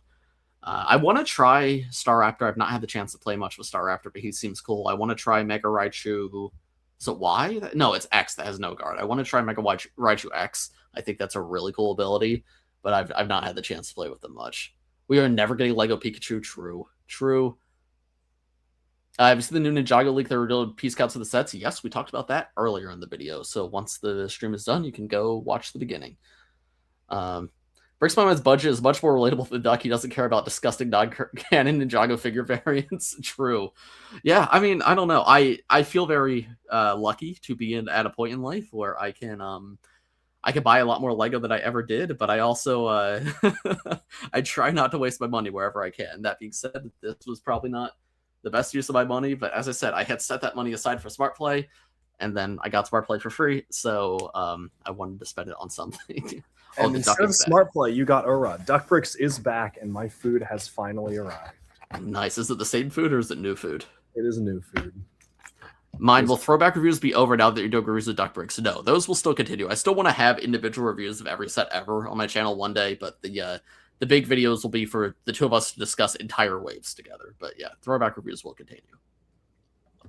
Duckbricks, did you ask a question about the Source Dragons at the Comic-Con panel? I did not ask a public question at the Comic-Con panel, but I finally told Doc Wyatt the Source Dragons are polyamorous story, and he thought it was very funny. And then he immediately said, "Speaking of, what's going on in your dating life?" So, but it was worth it. He has heard the story. That was a real Doc Wyatt moment. Any questions that were relevant that we've skipped here? No, I just started talking about Pokemon. Oh, awesome. Let me see. What else do we have here? Any other questions? Any Lego Monkey Kit sets at the auction? I have some. I don't know. They're at my house. I have some extras I can sell, but they're at my house. Maybe not on this coming auction, but on a future one for sure. Do I think Bricks My Mind should only wear green because of Z-Blob? Yes. Yes, I do. I do. Green is my favorite color, and it's not even Z-Blob. Like Lego's lime green color, that is my favorite color. Really? I don't think it looks best as clothing, but that is my favorite color. That is the most appealing color in the world to me. That is very funny. There you go. But I use blue for my branding because it looks a little friendlier. I'm scrolling through the questions now. This is an interesting one. Like, do we feel that Lego is losing their kid audience? This could be a whole separate video. I have a lot of thoughts on this. I want to hear. I think it's, to an extent, yes. To another extent, no. I just think, unfortunately, Lego is... It's less a kid thing and more a price thing. They're pricing out the lower income households, which sucks. It sucks really bad because I hate saying that was me, because it's not that my family was never poor, but I waited till Christmas to get a $10 spinner because I just wasn't throwing money around like that when I was a kid, and it feels very bleak now that if you're, and that's one thing I like about Smart Plays, there's options that are small, because if you're a Ninjago fan and you're a kid right now, there's one $10 set. You go get the JMech or you get the Kaimech from January. Those are your only two options. Everything else is bigger. And I think this is an issue that has accelerated, because I Do you remember the the Women of Soccer set that came out like 4 years ago? I do remember that. That set was what, like $60, I think? Yeah. That was actually, so I mean, I remember when that came out and everyone's like, this is stupid overpriced. But looking back, like, maybe that was actually kind of affordable. So that's why I bring it, because we had a whole presentation about it at Fan Media Days, and I remember Jay from Jay's Brick Blog, because that set was also, I don't know if this is how things still work, but at the time, LEGO had some sort of diversity initiative where like the diversity team got to influence one product a year or something. I don't remember the exact, but something along those lines. And that was the set the diversity team had pushed out that year. And Jay made a point. He's like, this set is great for diversity of race and whatnot, but what about diversity of income? Because you want to have this accessible to kids, but you've priced it so high that kids aren't going to be able to get it. And I think that was a very potent point for a set like that. And I feel like that they said. Do you remember what they said to that? If I remember correctly, a lot of that presentation was just sort of waffling and non-answers, which. And then them accidentally saying Lego Wednesday before it was revealed. Yes, this was that was very funny. But I find it because that was years ago. That was before this issue like exploded out of control, where like everything's expensive. And I think it's a very potent point because like, the first time I ever became aware of like class consciousness is when I was a kid. I was friends with a bunch of other kids who liked Ninjago, and my one friend was having a birthday party, and I bought him the Snake Mech from 2012, and it was what, $25, $30. Why'd you get him that set? Well, he was a fan of Cole. And I knew he didn't have any Ninjago sets, so I bought him the biggest set with Cole that was within my mom's budget. And normally my mom's roll is like $25 for a birthday gift. So I gave it to him on his birthday, and he went, "Oh, this is awesome! How much did this cost?" And I went, "Oh, it was only $25." And both him and his mom were like, "That's so much money! Thank you so much!" Like they were shocked that we had spent that much. And to little like 10-year-old me, that blew my mind. I'm like, it's only $25. That's not that much money. What are you talking about? And that was the first time I became aware as a kid of like, oh, not everyone has the situation I have. And I think about that kid today. I'm like, what does he buy now? He can't get the smallest set with Cole in it. He gets the smallest set, which is the only option that's available. And I think that really sucks. But I also see I talked about this last week. Like, there's a lot of rich kids out there too. I was at a card show the other weekend, and there was kids dropping hundreds upon hundreds on like graded Charizards. I can't believe that. That's insane to me. That's crazy to me. But I guess one kid dropping 300 is worth more to them than 10 kids dropping 10, and that's and I think there's room for both. But it sucks that they're pricing out and also again because the kids who are spending $10 when they're little are the ones who are going to spend hundreds today. Because I didn't spend that much as a kid. But I spend so much now, and I would have never gotten into it if the little stuff wasn't available when I was little. That is very, very pertinent, I think. I mean, for me, it's like it was really my parents' policy for me as a kid was that like, hey, if you want to get a Lego collection, you can use our space, and we'll give you Lego for like birthday and Christmas. But anything else, like you have to figure out how to make money yourself and buy what you can get by making money. Like that's why I spent so much time trying to make money. But I feel like out of all that, like it would be really satisfying to make like $10 in a week, and then I'd go to the like grocery store, like Bartell's, like a drugstore that had like small Lego sets, and I'd buy a really cool like small $10 Lego set, like a little Space Police set or a Power Miners or a Bionicle. And it's like those still do exist today, but they're not like there used to be so many options. Like I could buy $10 sets for weeks, right? You cannot do that anymore. Like even with Ninjago, like you look at like maybe you'll get like one or two a year. Certainly no more than like one a wave. And I think that's really sad because like that was something that got me into Lego because I feel like I was able to make my money and like I was able to buy sets that I was really excited about. But like if I were a kid today, I don't think like, man, I'm not working that hard to like make $100 to buy like a decently sized set. I think I would have given Ninja Charger.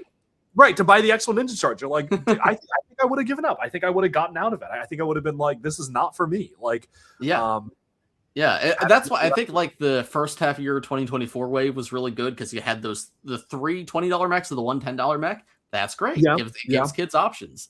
But But yeah, there's just everything is so big now. And then someone pointed out in the chat, the idea of like collecting multiple themes on a budget is kind of out the window now too. Because when I was when I was a teenager and I had a little bit more money, I would buy by rule, I would buy every set I needed to get every minifigure from Ninjago. So not every set, but like the bare minimum to get every minifigure. And then if I had budget left over, I'd buy a $20 Minecraft set. I'd buy a $20 superhero set.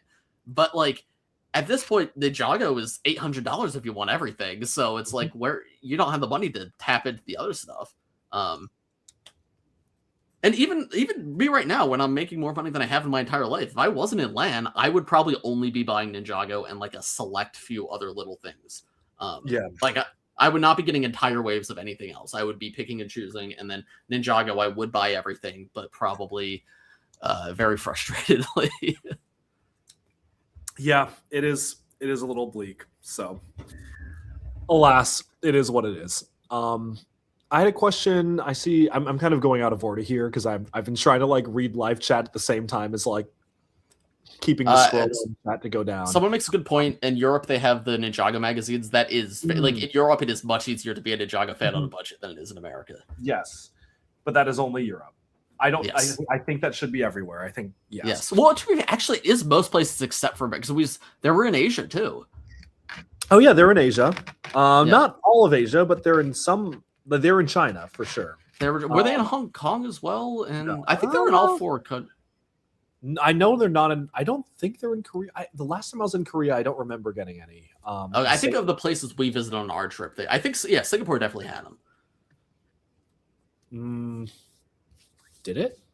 I'm pretty sure. Maybe not. I don't know. I don't remember. Regardless, they're in a lot of places, and America. A lot of countries. Yeah. Duckbricks, what's your favorite minifigure so far? That's a good question. Either Ice, we already know mines. Yes, we do. Honestly, it is probably either Ice Emperor or Zane. I think the dual molding on that minifigure is super cool. I do wish that they had some sort of molded piece for the mouth, but like as a minifigure, agnostic to what it looks like in the show, I think that's really cool. Or Silver Centurion Iron Man.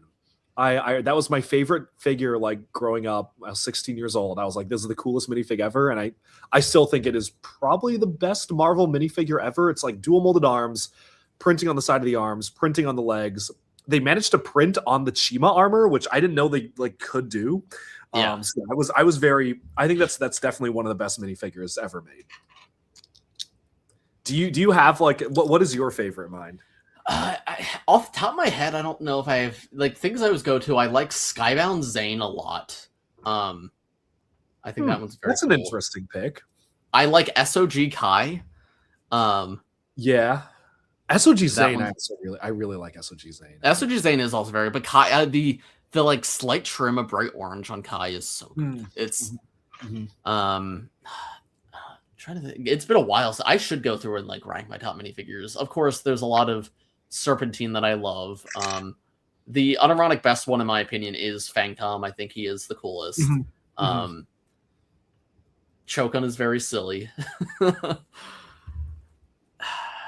I don't know. I would have to think, but we're gonna do this video. It'd probably be Skybound Zane or SOG Kai. I think one of the videos we were planning on doing like next year is ranking the minifigures. Yeah. So that would be we'll have a video out talking about it from both of us, probably 1 and 2. We also still need to put out our ranking Ninjago seasons video, which we recorded. I need to edit that at some point. Correct. Same. Okay. What else? Do we think Monkey Kid was dropped because of Flying Bark because of Dragon Ball Z? I think it was a Flying Bark thing.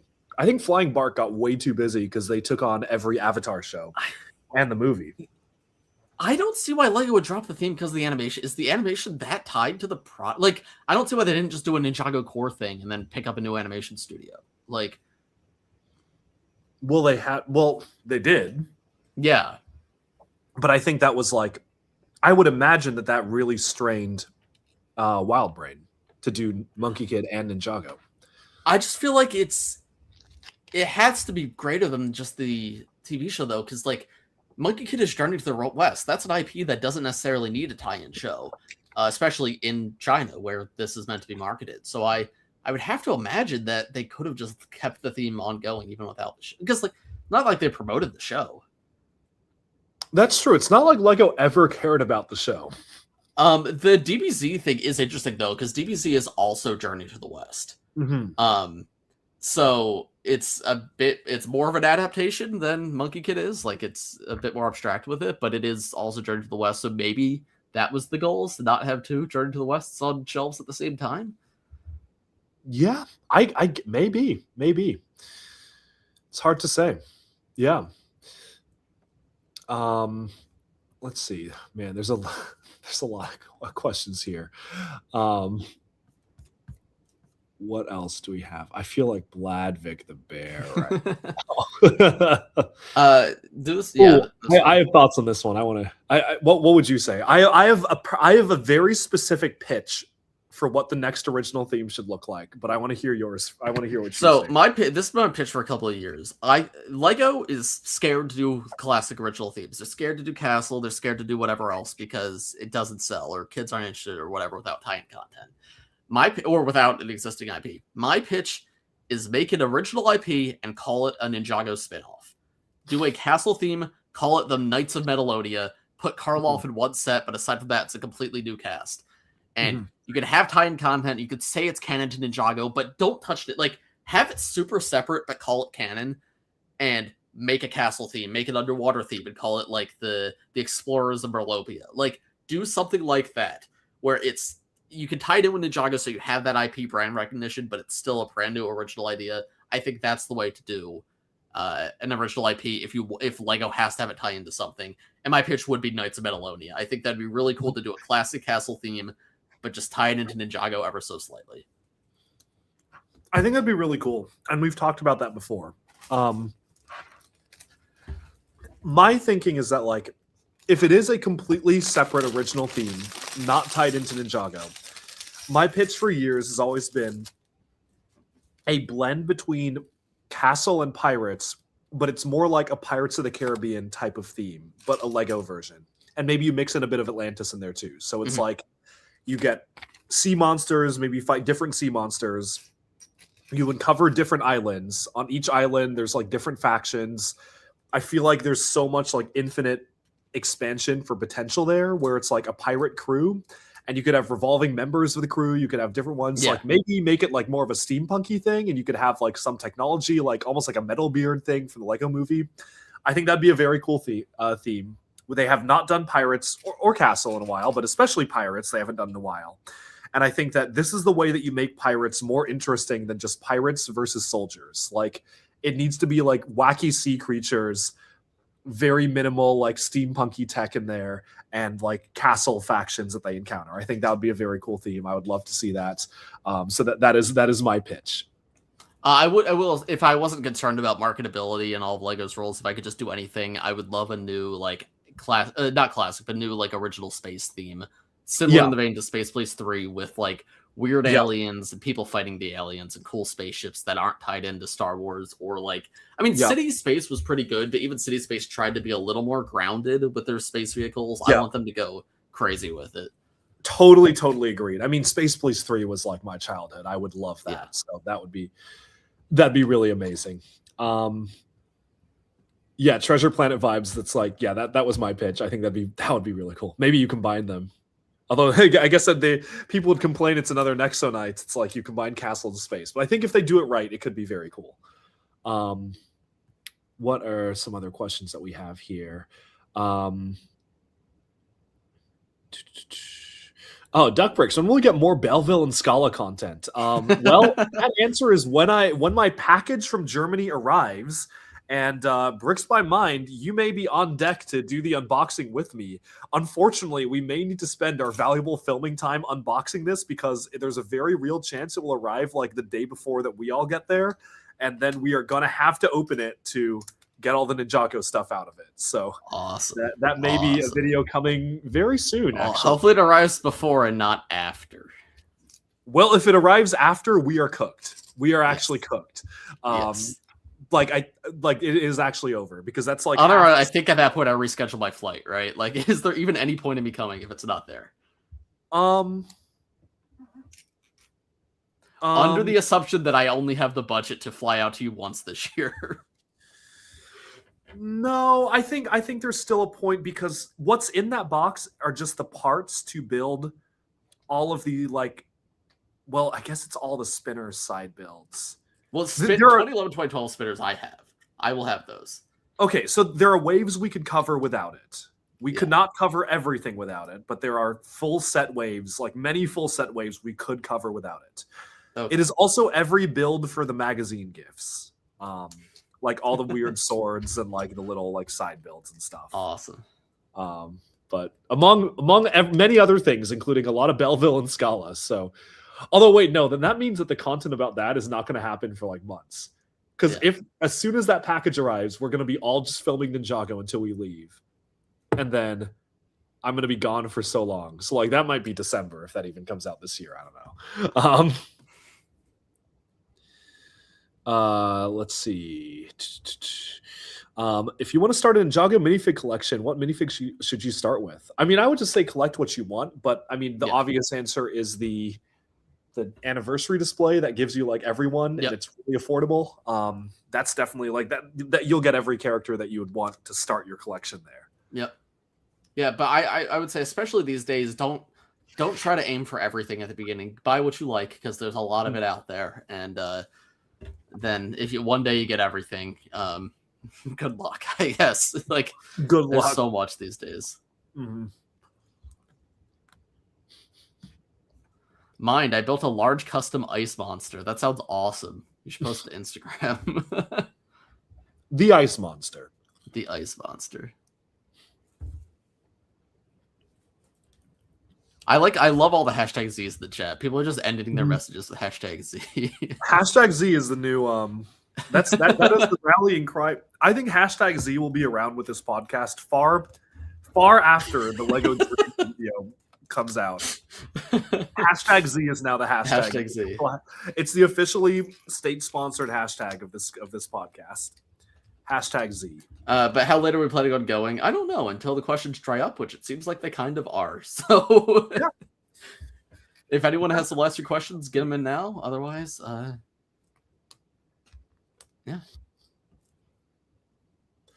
This is a good one. If we got new betting Ninjago parts, what would you want to be there? Because this is an interesting one. Because it's very easy to say, oh, we want like the Upley or all that, but like it needs to be realistic. So there's no new molds. Very minimal printing, like usually maybe at most a new face, torso, and leg, but some would not have it. And there needs to be an equal gender ratio too. Because we know that's something that BAM needs. So it needs to be 50% men, 50% women. So okay, my first pitch, I have two immediately right off the bat. Okay. Wow. Lou and Lily, Cole's parents. Lou, yeah. Because Lou is the last season 1 minifigure I feel like we need. Like, pretty much every season 1 character has been covered now except for him. I think he's still important. Lily gives us the gender ratio. She's much cooler than him. She is a ninja character, and she is all reused parts except for the torso, probably. So, I think those two are and they go together. I think those two would be a very easy put them in there. Yep, agreed. That is 100%. I would agree with that. My mind immediately goes to like the other Serpentine War Elemental Masters, but some of them are actually a little bit tricky to do. Like, we kind of have all the easy ones.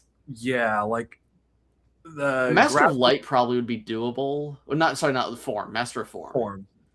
Yeah, they different hairpiece, but that's fine. Oh, that's right. Yeah, but it's fine. I mean, they did a different hairpiece for Dusk, and it looks fine. Someone that said Casual Ninjas, that would be great because that's that's what Dreams did. That would be really cool. Yeah. I was so surprised. I just built the One Piece castle set, and the Sancho torso is literally just casual Zen. Yeah, no, I know. I made a whole YouTube short about that. I think I saw that. I was surprised about how perfect it is. That's ridiculous. Yeah, you take off the printed arm and it's just Zane. Yeah, that was really cool. So I want some of that. I mean, we did get like casual J in City Gardens, I think that outfit, and I think Ninjago Movie gave us one of the other casual ones that we saw in the show. But yeah, Nia wore it in the show after the movie. No, that's not the one I'm talking about. I'm talking about no, the season 1 versions we only have Jay and Zane right now.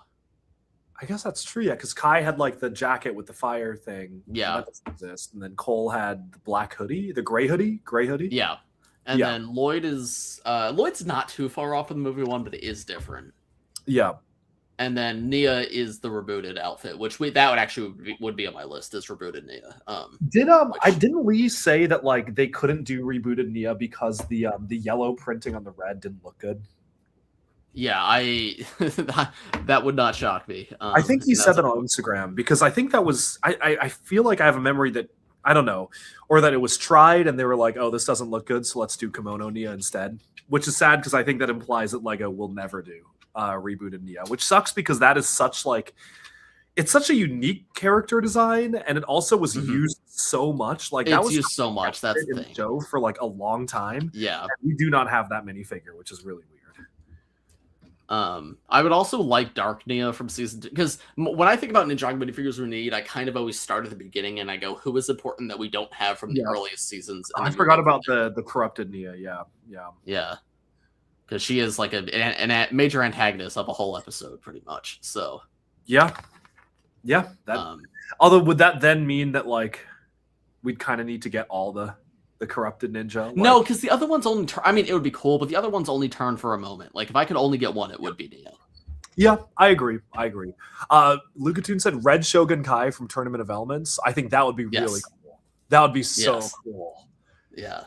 And they could just give him like the headband hair. It's fine. You know, it's good enough. Like, just the face print and the torso. That's all we need.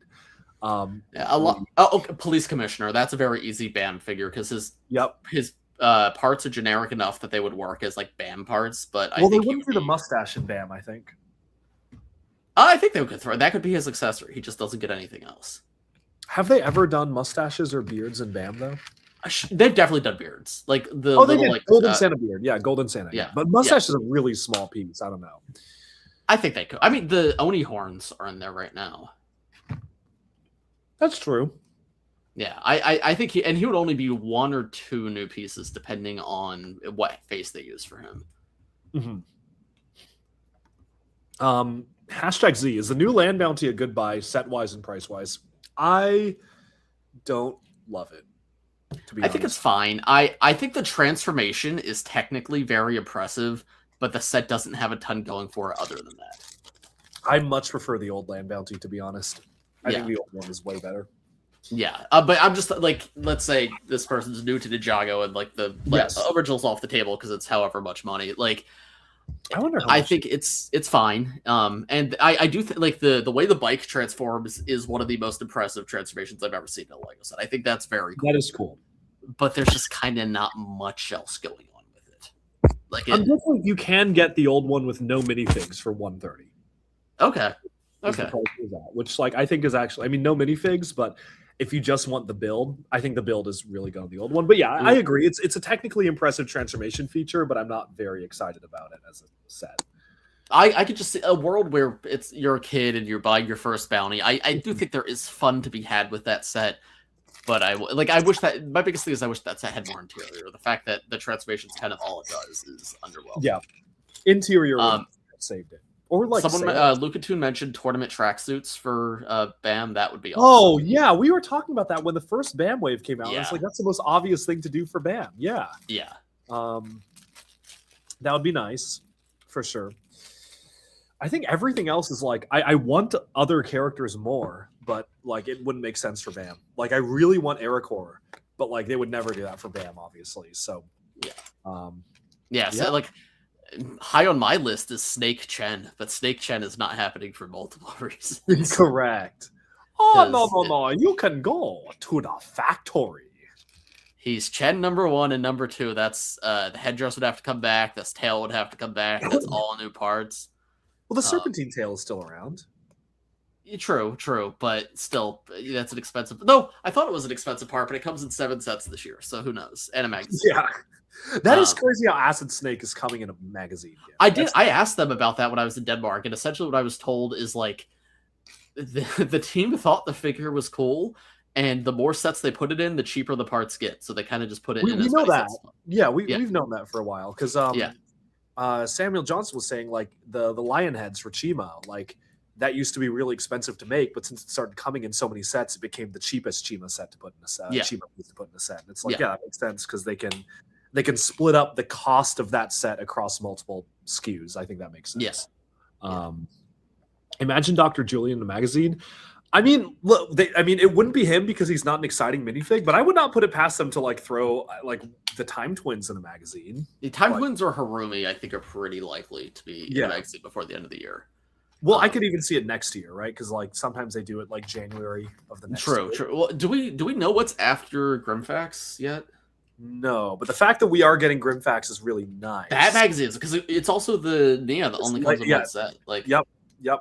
That magazine is awesome. Yeah, I can't believe. Yeah, I ordered 3 of them just the other day. Oh, I need to do that actually. Dude, you might be late. Oh, we do know the next one. It is Zane versus LaRoe. Awesome. But they're actually running out of minifigures to do because we just learned Acid about this the other day, yeah. And because there's only one new ninja suit this year, being the Dragon forms, then the unmatched Dragon forms, the magazine doesn't have minifigures to put in magazines. So that's why we now know every single first half year minifigure except for Aaron so far we know for sure is coming in a magazine. And then second half year, we're only missing Ice Monster, Fire Monster, Wildfire from the Dragon's Rising sets. Oh, and Beatrix. So with Aaron, there's only 5 minifigures we don't have from Dragon's Rising this year in a magazine. And there's still a year to go, which is crazy. So we're probably going to have most of them. I think hopefully Ice Monster or Fire Monster or both will be army buildable before the end of the year, which would be awesome. Yep. If Fire Monster's in a magazine, that would be crazy. That would be crazy. Yeah. I think they would do Zilvar as well, thank you. Zilvar's another one. I could see them putting all of those in a magazine. Because see, Ninjago magazine is so much better than Star Wars magazine because they actually put the minifigures in there. Like that's awesome. And it's very, very sad how like I think it's very funny how like every other Lego theme, like Marvel and Star Wars that does magazines, like they really care about keeping some of the minifigs exclusive. And then like Ninjago, they're just like, yeah, give them all the cool stuff. Like we don't care. Yeah. Which is very nice. Thank you, Lego. People point out, I missed a few. I missed Euphrasia is not in a magazine. The regular Loyalist is not in a magazine. Wildfire in a magazine would do wonders. Euphrasia's in a book, though. Euphrasia is in a book. But we of all those minifigures I mentioned, at least 4 of them are coming in a magazine because we have 4 more magazines this year. So unless they do something crazy and like put Legends figures in the Dragon's Rising magazine, but most likely 4 of those like 7 minifigures I mentioned are going to be in a magazine. So hopefully it's good ones. Yeah, I guess we'll see. And also some Dragon's Rising minifigures come in the Legacy magazine because LaRoe was in it and the Mutation Monster was in the Legacy magazine. That is right. Yeah, that's right. So it could be. I could see them putting Fire Monster in one of the metal tins. Yes. Anyway, jumping. I think one Old Town minifigure will appear in a magazine before the end of next year. I think because every D2C, but they'll do one. Yes, every D2C has done that because we got the Temple Guard in a magazine, we got Misdemeanor in a magazine, and we got Ronin in a magazine. Yeah. And I think those are all probably the most interesting ones to do for it. Like Temple Guard is army building. It could also be Legacy Garmadon, the smiling face one. I mean, still that head print is really useful. Like it is. We know it's coming in a book, so. Oh, it is coming in a book. Yeah, I forgot about that. Yeah. Okay. It's in a book with Blacksmith Kai, right? Is Blacksmith Kai coming in? Oh, you're right. Oh, no. I think it was swapped to. I think maybe prelims had Blacksmith Kai, but then it got swapped to regular Kai. Damn, they nerfed it. Cooked. Yeah. Sad. Very sad. I just checked. I was on my computer checking to see if I could still order the Vex versus Nia, and there were like 4 left. So I was like, oh, thank goodness. I just. How do the Lego figures for the magazines work? Does Lego make like more of the figure? I don't know, but it seems like they're produced in a different factory some of the magazine figures have discrepancies with the ones in sets. And you were telling me about that the other day with the Garmadon, which I did not realize. There's 2 that I know of. There's There's Garmadon. Oni Garmadon from Crystallized has much thicker printing in the sets. The silver printing is much thicker, and the magazine version looks much better. The magazine version actually looks how the figure was probably supposed to look, but the set version is actually a little bit messed up. So there's two versions of that figure. And then the other one's not Ninjago, but the Jango Fett just came in a magazine for Star Wars, and every single magazine copy has the side helmet printing on the wrong side. And it's Apparently just one line. It's just the rectangular tin version. The one that's the tin that's his helmet is okay. It's really? just, okay. I bought both of those, and I didn't open the. I forget which ones I opened, but I think they were all. At least that's what one of my friends who's like crazy Lego Star Wars collector told me, because I asked about it. Regardless, the fact that all the magazine versions were like that and none of the set versions were like that indicates to me the magazines are coming from a different factory. So who knows? I have no idea how they're produced, but there's something going on there. How do you get the magazine as an American? That is a good question. I use a website called Unique Magazines. Is that what you use, Sean? I used to. I go back and forth between Unique and newsstand.co.uk because didn't Newsstand remove all the figures because of the tariffs? Yeah, but they put them back after tariff stuff changed. Oh, okay. Because I've gone back and forth between the two because prices have changed over the years, and I stick to whichever one's cheaper. And I'm not shy. I've just been keeping my Newsstand subscription. Unique might be cheaper right now, but I'm on Newsstand. Well, I just paid $50 for 3 magazines, so I know I'm paying too much. So I just paid $90 for 4 magazines. Okay, so I am. Booked. Yeah. Yeah. What the heck? Why was that $90? Oh, shipping cooked me. Because the cost of the magazines was not that bad. They just charged me a stupid amount for shipping. Yeah, that's what it was. It's also they're in British pounds and Newsstand is in. Oh no, they're in Euro and Newsstand's in British pounds, so it makes the numbers. Well, I know. I'm doing the conversion. It wasn't 90 pounds, but yeah, it's quite disconcerting. I'm like, oh, I don't love how I was not paying attention to the shipping costs because we were like live streaming, and I just saw so however many pounds per magazine. Okay, that's fine. I like got a few Ninjago ones, and then I see like the credit card charge come through, and I'm like, why was that $90 for 4? And I just was like, oh, I just wasn't paying attention to shipping. I will say if I did not make videos on the magazines, I probably would not import them because the amazing deal for the magazines does not really translate after you pay for shipping. So like most of the magazine, aside from like rare case, like this magazine might be worth importing because the figures are so good, but like the average magazine, you're probably better off going on Bricklink than importing the magazine. The thing is, I want to own all the magazines. Like I want to have that for my collection. So yeah. That's why I have to get them. And I get it just in case every time, because sometimes they do like the weird figure variants. I buy 2 of every copy because I get one to open and one to keep sealed, because Duckburg doesn't collect many sealed things, but I do collect every sealed Ninjago polybag. And I count these as Ninjago polybags, so I always buy 2 just in case. But it's costing me like a pretty ridiculous amount of money, I will say that. Like it is kind of a stupid amount of money to do this. And I'm like, yes, it would be cheaper for me to get them off of Bricklink like in a year, but I feel like the odds are just really high. I'll just forget to do that, and I'm really scared I'll forget. So it just makes sense for me to buy it. But yeah, it's not very cost effective. Liga J137 asks, why aren't they made available in the US? Seems like a good business opportunity. I would agree. It's very, very, very dumb business reasons. It is. Blue Ocean, the people who make them, have a distributor in the US, and the distributor is convinced it's not worth it to publish them here. They tried for about 6 months in 2018, and they released them in very small numbers of stores. It was only Barnes & Noble. Yeah, I think. I found them in a Walgreens once. I did find them in a Walgreens. And it was like 2 issues of Ninjago, 2 issues of Batman. They were in the US for about 6 months.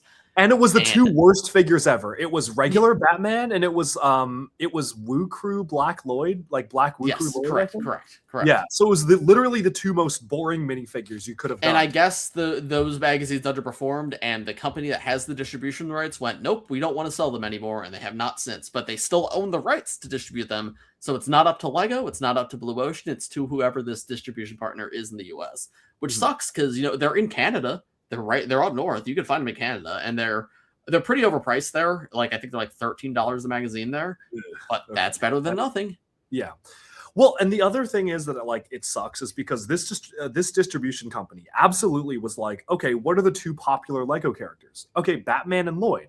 Let's do whatever's currently available for Batman and Lloyd. Wait, why? Not even these ones sold. Well, if Lloyd and Batman aren't selling, then nothing's ever going to sell. Without realizing that, like it's because it was those variants of the characters, like not because people didn't want Batman or Lloyd. It's also because they distributed them so poorly. Because I remember wanting to buy them because I heard they were in the US and I wanted that Lloyd and I couldn't find it. Like I found the Batman like 2 months late, but I never found the Lloyd. And like that's very different from your like whenever I'm in Europe, you walk into any store, you find Lego magazines. I was with a buddy of mine from the Netherlands and not to stereotype Dutch people here, but this friend of mine, he was very into smoking cigarettes. So we stopped by a few cigarette shops, and he would go buy cigarettes, and I would go buy the Ninjago magazine because the cigarette shops would stock Ninjago magazines because everywhere had them. And in fact, he bought Ninjago magazines with me because he was also a Ninjago fan. He checked out with a pack of cigarettes and a Ninjago magazine. Dude, that has got to be one of the greatest purchases of all time. Meanwhile, I'm wandering around the U.S. at like 16 years old trying to find one single Black Blue Crew Lloyd, and I could not find him in any store. And then I find Batman at a Walgreens like months later. I found them at Barnes & Nobles, but that's because as a kid, I used to go to Barnes & Nobles all the time. I think I would go almost once a week, and that was for Blocks magazine, because that was the only way to get Blocks magazine, also imported from the UK, which I love. And I would go to Barnes & Nobles just to get Blocks magazine, and I never knew when they would put it out on shelves, so I'd go like once a week because there was one super close to my house.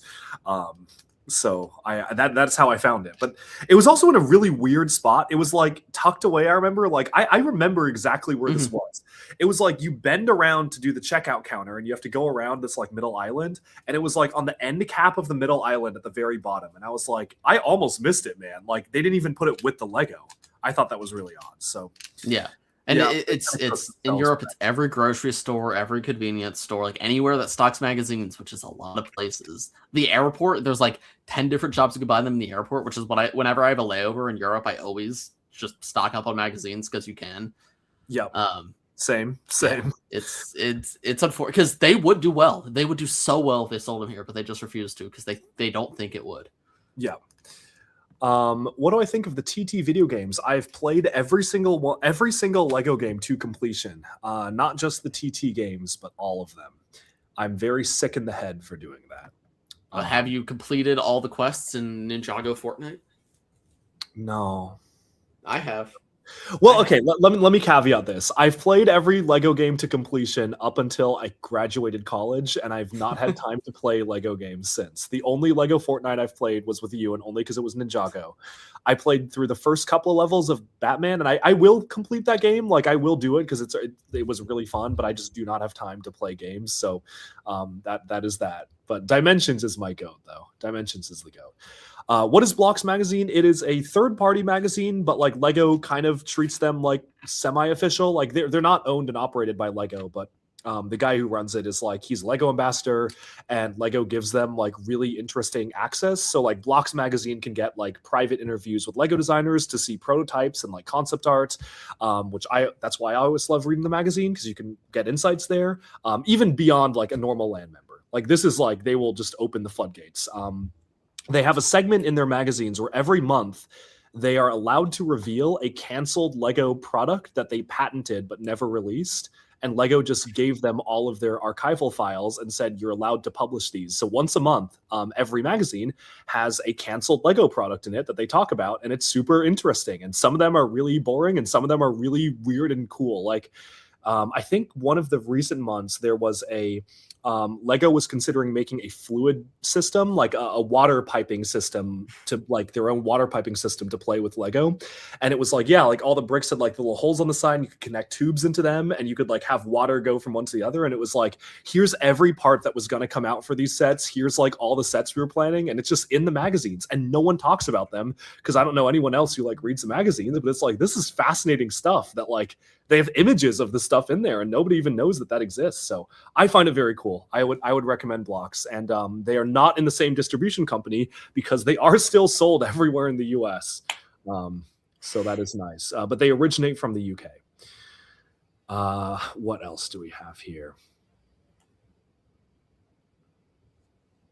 How do you remove the tape without destroying the magazine? I don't know. I have no idea. I that's why I buy one to keep sealed and one to open. Yep.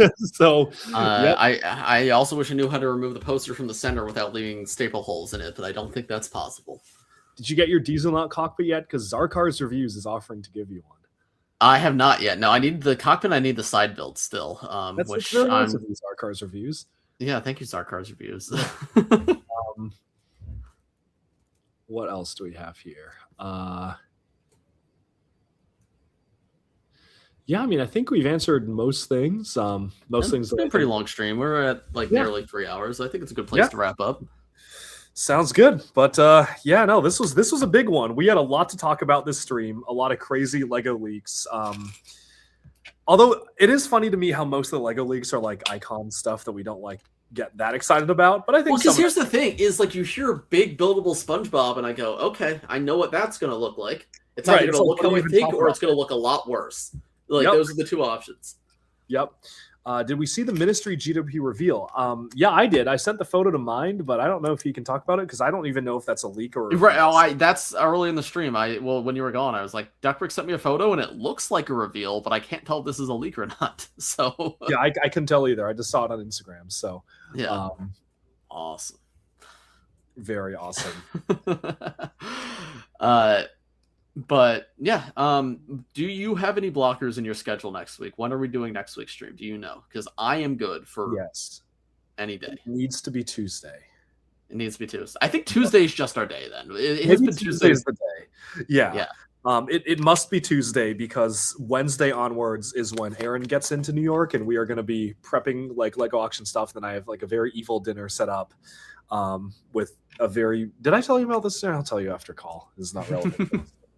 Very evil dinner set up, very weird crossovers, and then it's going to be auctioning, and then it's going to be seeing you. Oh, I guess we're going to have to do this in person. Yes. We'll do one stream in person from my collection. Yes. But we have 2 streams before that. Yeah. I know we have 2 streams before that, but I just realized one of them will be in person. I honestly think we should keep it to given the amount of stuff we need to film. I think also day of we will have a better idea of where we're at and how much we can accomplish in a day. Yeah, I think there's a very real chance that we're like, hey guys, this is a special stream this week. We are busy filming. We're gonna be on for 30 minutes and that's it. I could very much see that.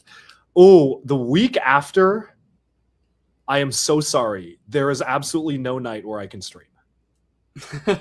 There is not going to be a stream. I'm so sorry. Unless we do it in the middle of the afternoon. Oh, we could do it in the middle of the afternoon, maybe. Well, on a weekday, we have work, my man. I know we have work. I'm saying if we can find a slot in between work meetings, then I can do it. Unfortunately, my evenings are completely booked. We'll figure because I fly back Monday night. We'll figure that. That's 4 weeks from now. We'll figure that out. That's far away. Next week. August 18th on the Bricks by Mine channel. So make sure you subscribe now so you get notified when that. Yes, subscribe now to Duck Bricks. No, it's not going to be on this channel, so you don't need to. You're already here. You can unsubscribe. You don't need to be on this channel. This is actually a really fun idea. What if we filmed one of the videos live, and that was the stream, but they get to see behind the scenes of us filming a video for an hour? I'm not against it. I don't know. I think that let's see how the other videos go. I know personally the way I film reviews. I do not want people to watch that live because it would not be good. But maybe when it's both of us, it might be a little better. Yeah. or we do a special and it's literally we stream from our phone and it's us walking around my Lego collection looking at stuff and it's 30 minutes and that's a stream and it's a special event. Again, we'll see where because that will be I will have been at your house for nearly 48 hours at that point, so we will see where we're at and I think we'll have an idea of our bandwidth at that point. Agreed. Sounds good. Looking forward to it. It's going to be a lot of fun. But yes, next week, Bricks by Mine channel Tuesday, probably. Yep, Bricks by Mine channel certainly Tuesday. Otherwise, I'm not going to be. Otherwise, I will not be doing it. Okay. It will have to be Tuesday. All right. This is all your right. channel. You have to end it. Subscribe to Duck Bricks. Subscribe to Bricks by Mind. Thank you for watching. Be sure to like and subscribe for even more LEGO news, reviews, discussion, and analyses coming your way very soon. And bye for now.